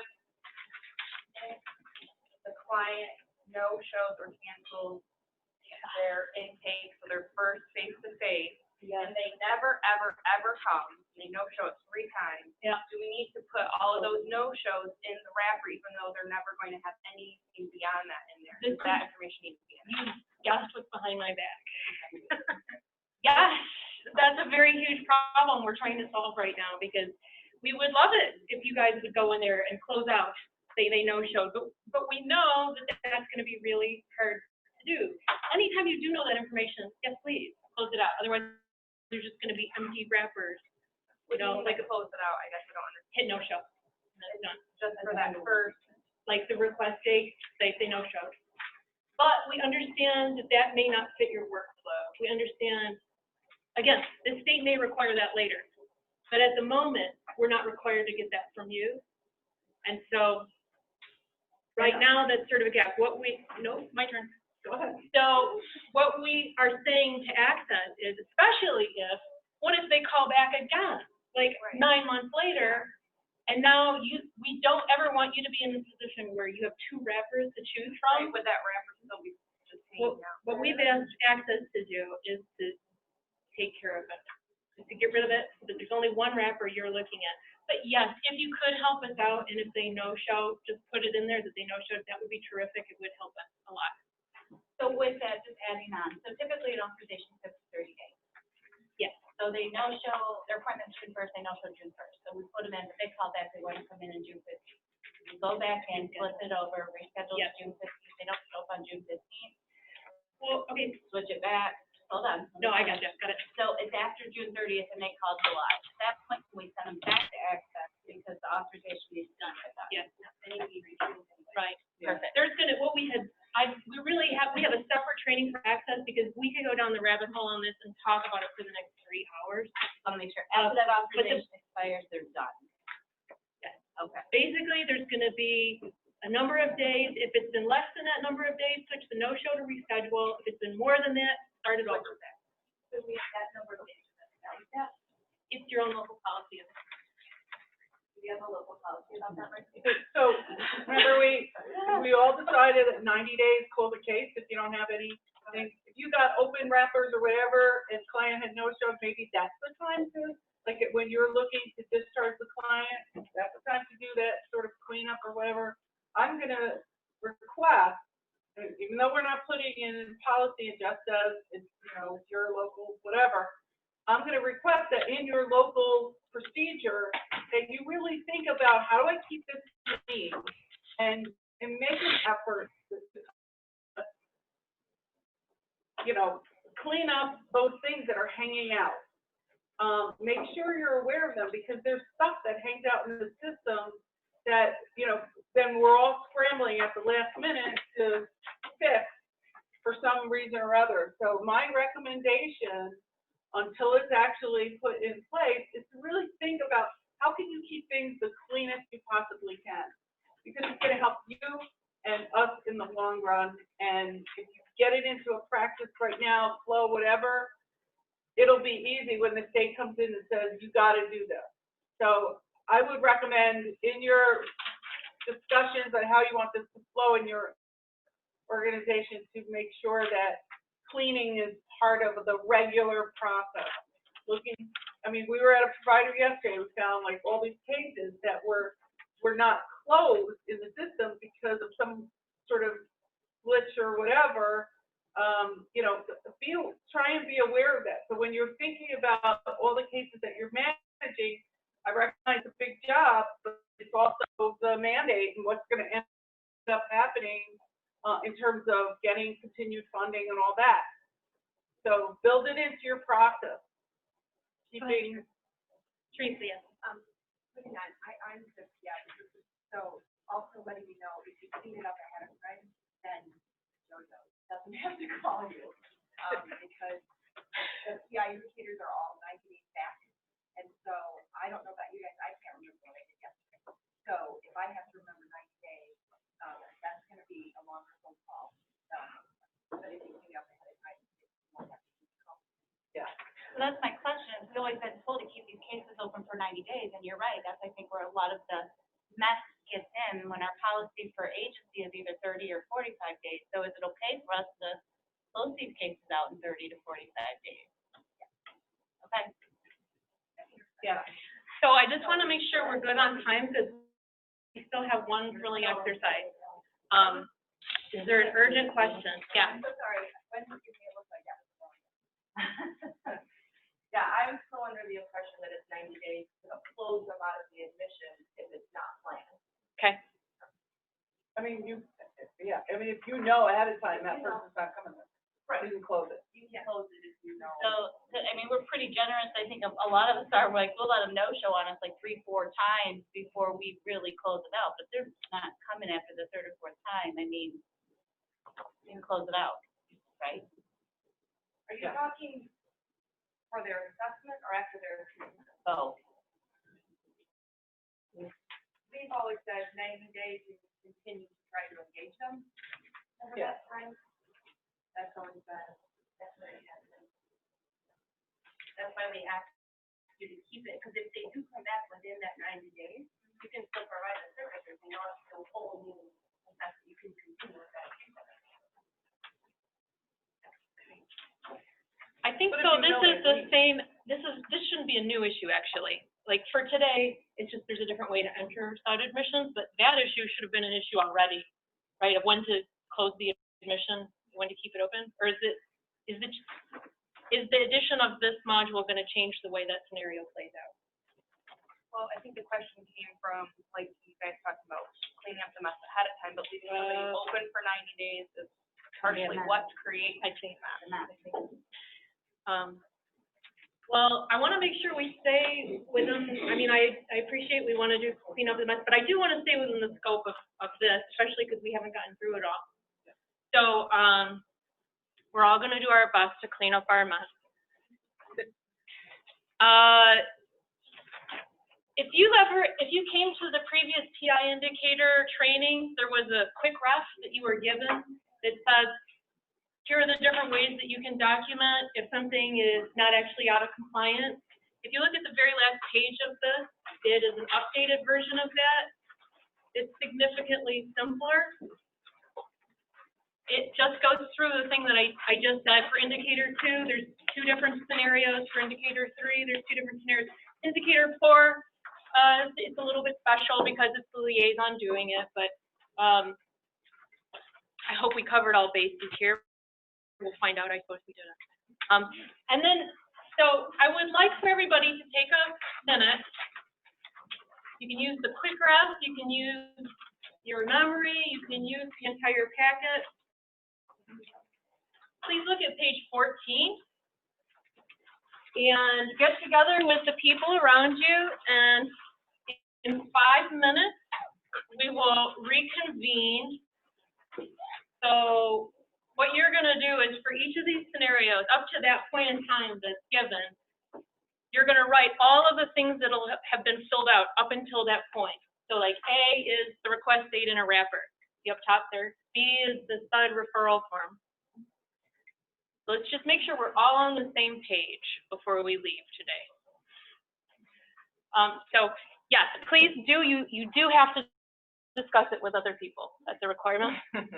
I'm going to stop the recording until we reconvene in 5 minutes, and then we'll go over the answers, okay? Okay.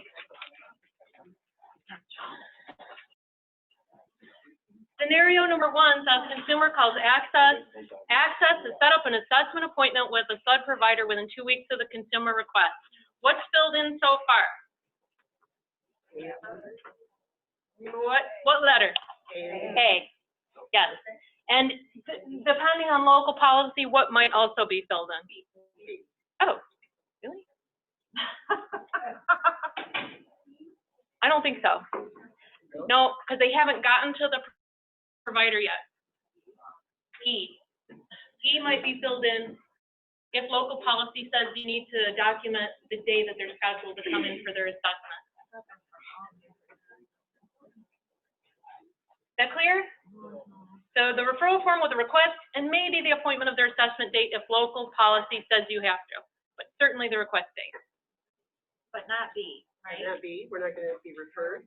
No, referral form is if the assessment provider is assessment only. So they fill in all that stuff and then they refer them to whoever the treatment provider is gonna be, or they're not gonna serve them at all because they're not meeting requirements or whatever. Oh, Referral form, Access is. like everybody write the mantra at the top of your thing. Referral form means assessment only. So wouldn't Access be doing an assessment then, or is that?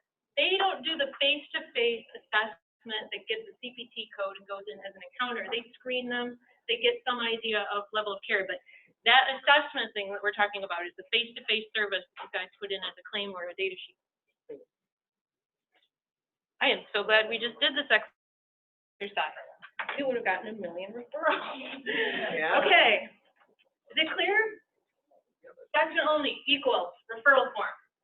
Can everybody just humor me and say that? Assessment only equals referral form. Shame on you if you didn't say that. All right, number 2. Consumer requested a service. Already I know what is it. A. Consumer requested a service. A. That means there's like a wrapper with a request date in it. They got their face-to-face assessment, the CPT code, and went in as a claim or a data sheet. Within 2 weeks of their request, the assessment determined that they meet criteria and they're scheduled to start their ongoing services with that same provider within the next 2 weeks. So for sure A, depending on local policy, maybe E, if local policy says you have to put in the date of that assessment. And then what? C, they were admitted, right? They had their assessment and they're scheduled to get their ongoing services at that same provider. At that same provider means it's not assessment only, because you're going to do more than the assessment.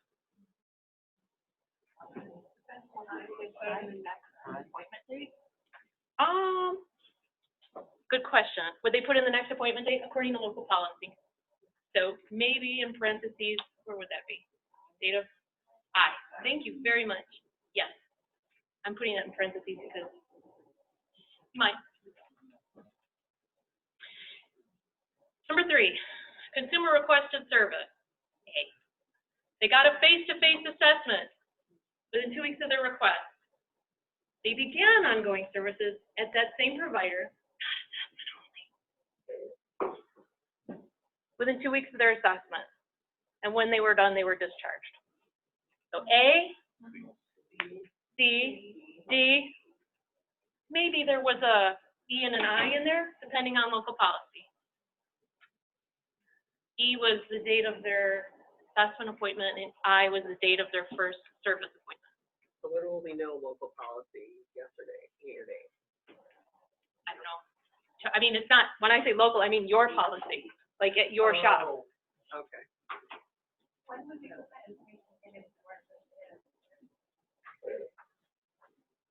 Which information?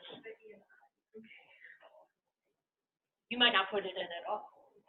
If you don't, like, let's say they're in compliance on everything, you have no reason to put in those dates. They're not required to get that from you. We only get it off the wrapper if for some reason we have exceptions. Yeah, all that PI stuff only needs to be put in if they would have been out of compliance and you want to document why they're not. So most of the time, don't even fill out the wrapper. Only fill out the wrapper if you're out of compliance. Just like the drill down.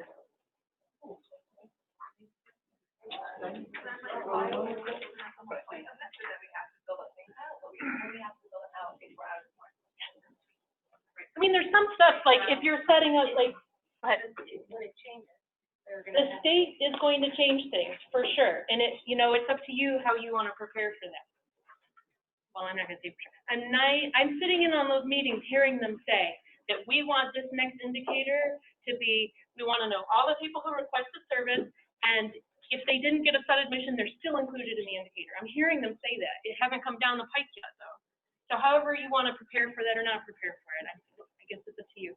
But right. Most of the time, the only thing you need for the wrapper is just the request sheet, just so the wrapper is open, so that you have something to put that in. We heard you say that it was going to be onerous, and we wanted to not have that happen. So, yes. Okay. Where are we? 4. Consumer requested a service. Okay. They got a face-to-face assessment within 2 weeks, and as that face-to-face assessment, it's determined they don't meet ASAM criteria. So that's assessment only, right? Right. So A and B. In the referral form, there's that disposition page. If you're not going to go on to be their treatment provider, For whatever reason, if you're assessment only, then you use a referral form. In the disposition page, you say why. No, but you have to do a discharge or You wouldn't admit another them. way close. In the referral form, it forces you to both start and stop a BH test on the same day in that last page. And then the disposition page, which is the page before the last one, you would put in there, did not meet ASAP criteria.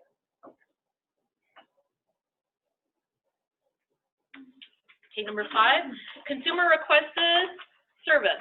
Was offered an appointment at a provider the day after their request, but the consumer declined this offer, and they chose to get their face-to-face assessment 3 weeks from their request, which would be out of compliance. It has to happen within 14 days.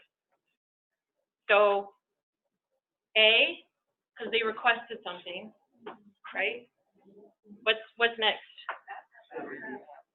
F, yes.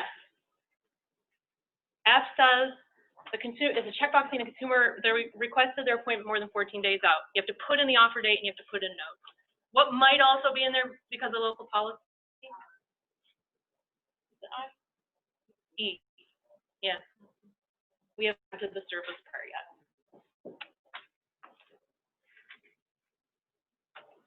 Okay, number 6. Consumer requested the service and got their face-to-face assessment within 2 weeks of their request.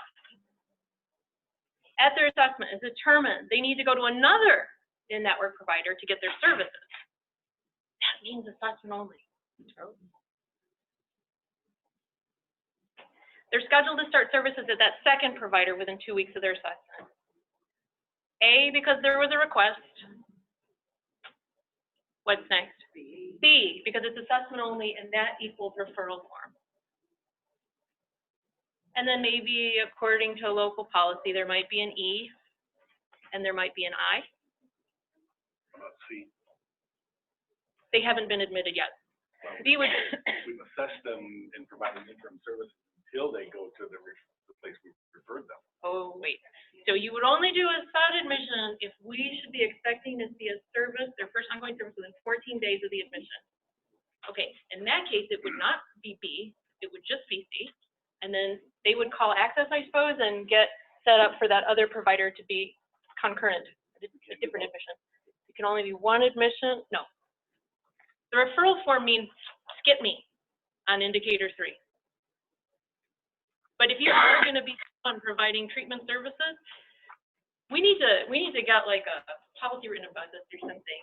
So I think what Bruce is getting at is sometimes what happens is when we make a recommendation for residential treatment, the residential treatment may not be able to begin in, it might be a 3 or 4 week waiting period. So until then, we provide outpatient services until they can get that into residential. Then it'll be 2 admissions, which means 2 wrappers. The referral just means skip me, don't look for a service in 14 days. Which is weird. The word referral doesn't mean referral. I know, we need a different word. I wish. Yeah. That's why we called it a wrapper, because they used to be called episodes, and everyone got really confused because episode means something too. It has a prior clinical meaning. Well, it's called referral form now. Referral form. That's one word. Hyphenated. Yeah. So in that case, would they actually need to do a referral form if they were gonna provide those? No. If you're gonna be providing services in 14 days, then you do an admission. You might refer them in the English sense of the word, but not a referral form. Yes. But what this example is saying is not that. It's saying you're not going to be giving them services, so you need to indicate that they're assessment only. Good question. Okay. Are we on 7 now? Yeah. 7. Okay. Consumer requested a service. They got a face-to-face assessment within 2 weeks of their request. Great. At their assessment, it's determined that they need to go to another in-network provider for their services. So it's assessment only. Now we're at A and B, right? Referral form and a request. They start ongoing services at that second provider within 2 weeks of their assessment. When treatment is finished at that second provider, they're discharged. C and D. So this is A, B, C, and D. And in some places, E&I, depending on local policy. Maybe E&I if you're required in your local shop to put in the date of the scheduled date of the assessment and the scheduled date of the first service. But for sure, A, B, C, and D. Okay, the last one, consumer requested service. They got a face-to-face assessment within 2 weeks. At their assessment, it's determined that they need to go to another network provider for their services. They are scheduled to start services at that second provider within 2 weeks, but they call that second provider and reschedule their first ongoing service for 3 weeks out. So A, for sure, because they requested. B, because it was assessment only. And then what? K. Because they had to be rescheduled.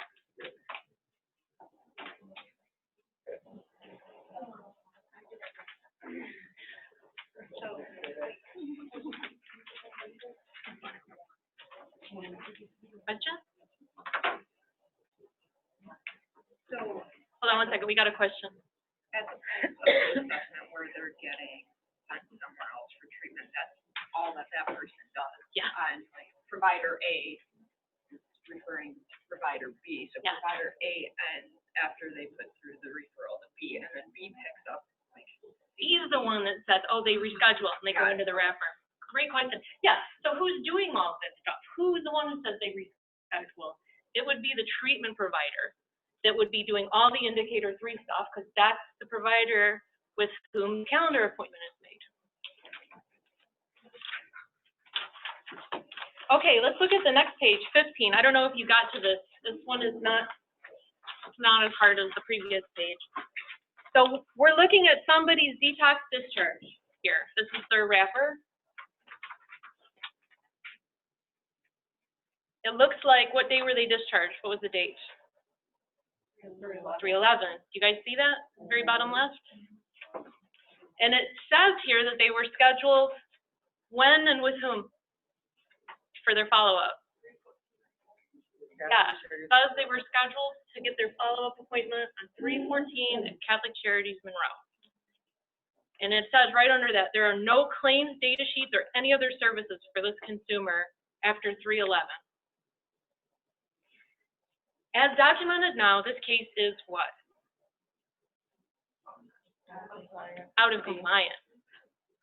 As documented now. Because nothing is, I know there was discharge and then nothing. Until something changes in the documentation, this is out of compliance. Who will call whom to find out what happened? Yeah, so liaison is going to call Monroe and say, it looks like they had an appointment with you on 3/14. Can you tell us what happened? Catholic Charities Monroe is going to look in their calendar and be able to say what happened. Suppose when they do that, they find out the consumer had a no-show on 3/14. How should this be documented further, if at all? Yes, there's a box there that says consumer refused, canceled, no-showed. And then they would, and who's doing that, by the way? The liaison, yes. Okay, this last thing is sort of an open-ended, what can you think of that we haven't already thought of question? What other likely things happen in cases like these, where there's a follow-up schedule, but no services at all? And then how should they be documented? Does anybody have, I have an example. No services because turns out people didn't enter their claims on time. How should that be documented? Because we only know if a service happens if there's a claim or a data sheet. This appointment date is not enough. We actually have to see the service.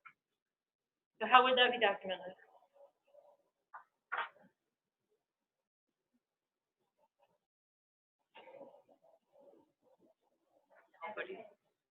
Huh? As a claim, yeah. Enter the claim, the data sheet, and then it'll show up. Does that make sense? What other thing might be the case? Why there's nothing after discharge? This is not a trick question. I don't know. I'm asking. What is it? They leave, so did they show up to that next appointment, but? Okay. No, okay. Okay. They were incarcerated. So they got put in jail in between the time of the discharge and when they were supposed to show up. How would that be documented? Yeah, in the wrapper you would put they no-showed because they did, but you would put in the notes what happened. It's just another flavor of no-show. It's not something you did, in other words. Yeah, but you would know they didn't show up.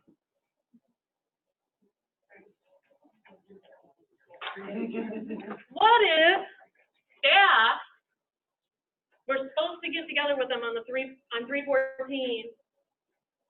No offense, Catholic Charities Monroe, wherever you are, but let's just say something really wild happened, and that staff person called, I can't come in today, and actually nobody can see that person, so they had to call the consumer and say, we don't have anybody, can we reschedule? Out of compliance. It's not on the consumer in that case, it's on you. Resource problems are out of compliance.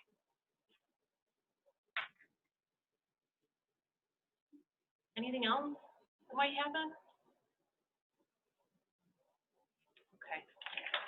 Before I turn you guys over to Marcy, I just want to make sure that all my to-dos are written down. Oh, no, there was one more thing I wanted to talk to you about. We put it in the parking lot. When somebody is going from level of care to level of care to level of care, it gets confusing what the request date is at each stop. We were confused.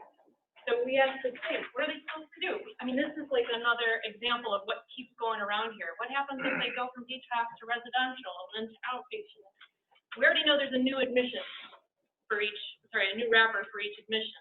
But what is the request date you stick in there?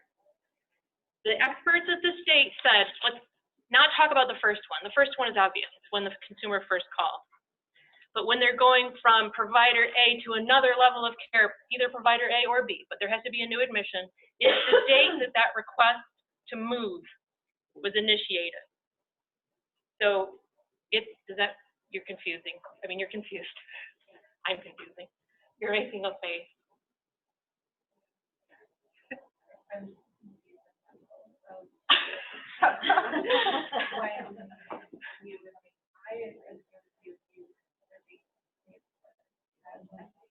You mean, what is the date of, it might be, what's the date of transfer? If we have somebody come in and detox and then goes to residential, right, all within hours.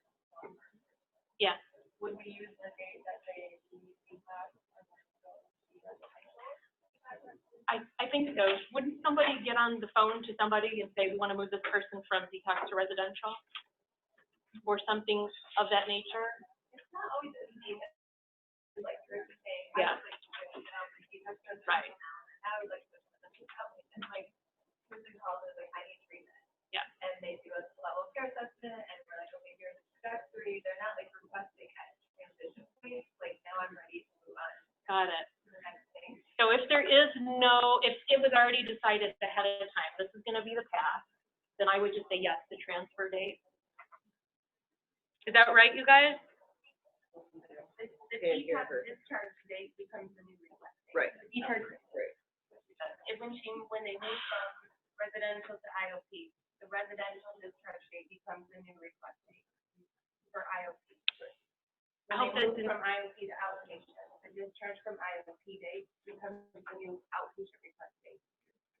So I know we said it's from the perspective of the consumer, but I think that's really just about the first time they come in after a big long time or after never having been in.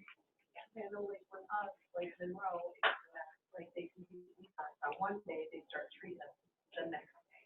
Lenaway is the same thing, like they complete detox and they can go right into residential or what have you. So, you know, for us it's different. Like, Yeah.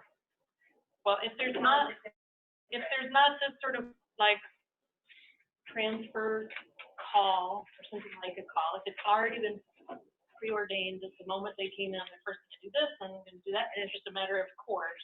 Then like she said, the discharge of the one becomes the request of the next.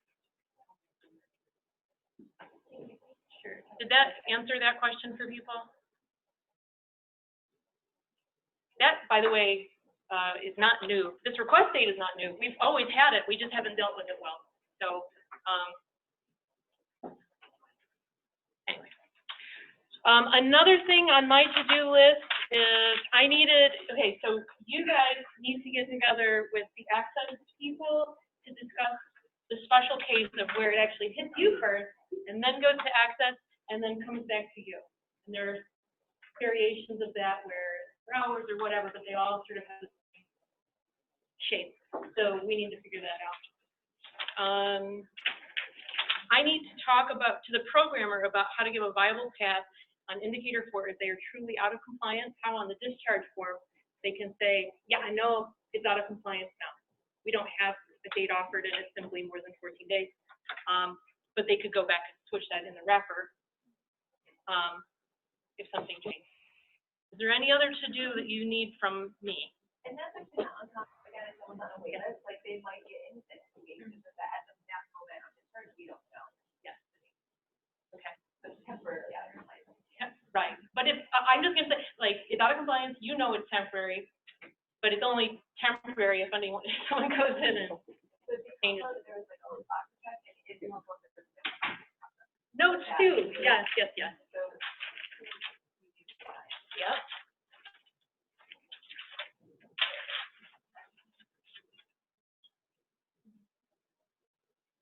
Okay. I think that is, yes. I have all the talking. No, come on. When is it live? Tomorrow. Is it, so starting tomorrow, you can enter it. Yes. So if there's not a wrapper and there's supposed to be, we should be contacting access. Like, hey, we have an authorization from you for this person, but there's no wrapper. Yes. Can you please do that? Yes. Did everybody hear that? That's access. If there's an open auth and because there hasn't been a way for access to enter the wrapper yet, there is no wrapper, yes, please do call access and say, can you start the wrapper? Because access knows the request date. That's basically why access is even getting involved in this, because we don't want that date lost. Right. For claims that we have open right now, Yes. can be distributed for them, Yes. even though there's no wrapper? I believe so. I haven't talked to the programmer about it, but I'm not going to go in there. When I looked at it, it looks like there's going to be a thing that says SUD admissions obsolete, and that's where you will discharge them. Okay. But for all the new stuff, you'll be putting it in a wrapper. Great question. Any other questions? Randy, can you give a little wave?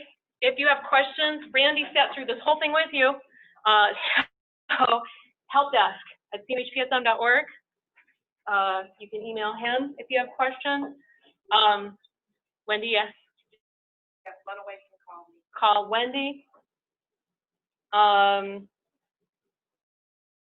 I think those are basically the resources for figuring out what to do.